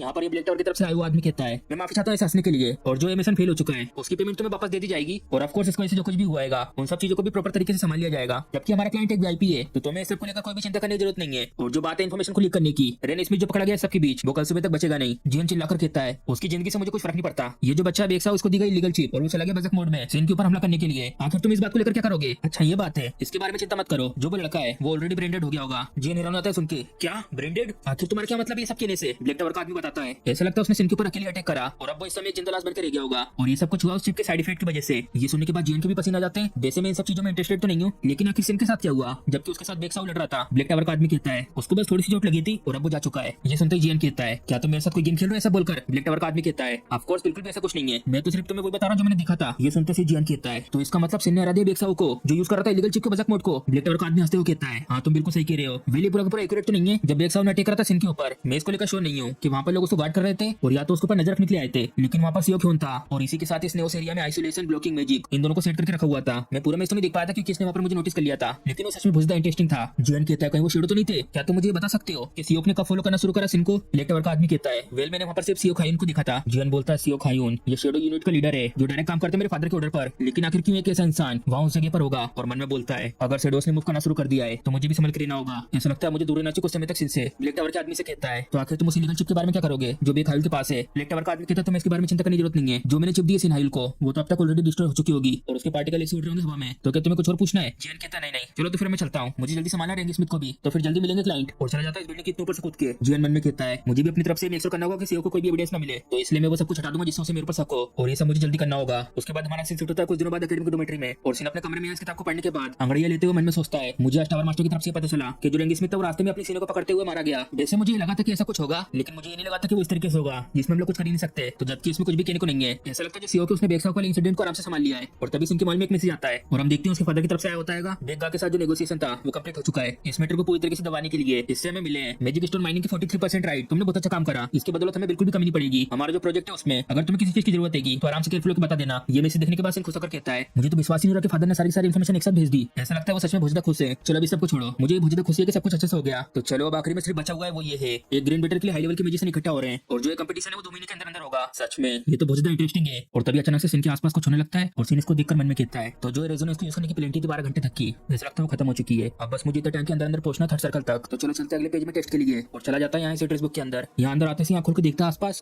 आखिर कौन सी जगह है? ये तो पहले वाली से बिल्कुल अलग है। और अचानक से सिन के पीछे से आवाज आती है। सिन देखता पीछे मुड़ के और यहाँ पर ये पूरी तरीके से बनकर अपने आप को इंट्रोड्यूस करती है। तुम्हारा स्वागत है सेकंड पेज के टेस्ट में, मेरा नाम है बेटा, मैं इस जगह पर टेस्ट को मैनेज करती हूँ। ये सुनते से सिन मन में कहता है सेकंड टेस्ट क्या जो है सेकंड टेस्ट है वो भी पहले जैसी होगा क्या, एलिमेंटल क्रिस्टल को प्यूरिफाई करने जैसा बेटा बताती है। सेकंड सर्कल के टेस्ट में तुम्हें ये सक्सेसफुली पता करना है कि कैसे हैंडल कर सकते हैं सर्कल को बिल्कुल फ्रीली तरीके से, और जितनी भी डिटेल्स हैं टेस्ट को लेकर वो सबके सब बता दी जाएंगे जब टेस्ट शुरू होगा। और जैसे तुम ये पास कर लोगे उस बुक के अंदर पेज नंबर 32 और 81 उसके अंदर जितनी भी इन्फॉर्मेशन है थर्ड सर्कल को लेकर वो सारी सारी अपडेट कर दी जाएंगी। ये सुनते से भुजदा हैरान आता है, क्या ये तो क्रेजी है, डायरेक्ट अपडेट यहाँ 32 से 81 तक। मुझे लगा कि इस बार शायद 10 पेज तक अपडेट होंगे। सच में ये तो भुजदा बढ़िया आएगा, लेकिन इसका मतलब जो थर्ड सर्कल है वो बिल्कुल ही डिफरेंट लेवल पर है। जो भी चीजें मैंने अभी तक सीखी है उन सबसे ये सच में दोनों है, भुजदा एक्साइटिंग और डरावना बेटा बोलती है। तो चलो फिर टेस्ट को भी इस समय शुरू करते हैं। और गया हो जाती है इस जगह से और इसके जाते से यहाँ पर बटेनियों की आवाज आती है। तो चलो मेरे डिसाइपल में तुम्हें बताता हूँ स्टेज के बारे में। सनी आवाज सुनकर कहता है, क्या ये तो मास्टर की आवाज है? और मास्टर कहते हैं अब से यहाँ पर लगातार 100 मैजिक सर्कल तुम्हारे सामने आएंगे और वो भी एक एक करके, और तुम्हें उन सबको एक साथ एक्टिवेट करना है। जैसे सर्कल में तुम्हारा मैजिक पहुंचेगा वो नेचुरली एक्टिवेट हो जाएगा। और सिंह भुजदा हैरान होकर कहता है, क्या ये तो अचानक से चेंज हो रहा है? मास्टर बताते हैं हर एक सर्कल को एक्टिवेट करने का जो टाइम है वो है 3 सेकंड। अगर तुम फेल कर देते हो मैजिक सर्कल को इतने टाइम के अंदर एक्टिवेट करने में तो तुम्हें फिर से बिल्कुल शुरुआत से स्टार्ट करना होगा। तो इसका मतलब मुझे सारे के सारे सर्कल को याद करके रखना होगा कि कौन सा कैसा सर्कल है। मास्टर बताते हैं जो सर्कल है वो हर बार अलग अलग चेंज होकर आएंगे, तो इसलिए बिल्कुल भी ऐसे ट्रिक यूज मत करना जैसे कि सारे सर्कल को याद कर लेने जैसा, क्योंकि यहाँ पर ये सब बिल्कुल भी काम नहीं आएगा। ये सुनते ही कहता है ऑफ कोर्स ऐसा कैसा हो सकता है कि सब कुछ आसान होगा। तो चलो फिर ठीक है इस चीज को ट्राई करके देखते हैं। उसके बाद हमारा वापस शिफ्ट होता है डोमेट्री में। यहाँ सिंह के कमरे में इस किताब के ऊपर किसी की परछाई होती है और हम देखते हैं सीन होता है और उसकी लाइट बुझले खराब होती है उस टेस्ट की वजह से पूरे के पूरे 8 घंटे। और या तो अगर मैं पूरा मैक्सिमम बताऊं पूरे के पूरे 10 घंटे हो गए होंगे शायद, फिर भी मैं उस टेस्ट को पास नहीं कर पाया। लेकिन ये बात अच्छी कि मेरे को धीरे धीरे चीजें समझ में आने लगी है। ऐसा लगता है मुझे इस टेस्ट को पास करने के लिए कुछ ना कुछ हिंट ढूंढने होंगे। तो इसी के साथ हमारा एपिसोड खत्म हो जाता है। अगर आपको वीडियो पसंद आई तो वीडियो को लाइक, चैनल को सब्सक्राइब करना मत भूलिएगा। चलिए मिलते हैं अगले एपिसोड में।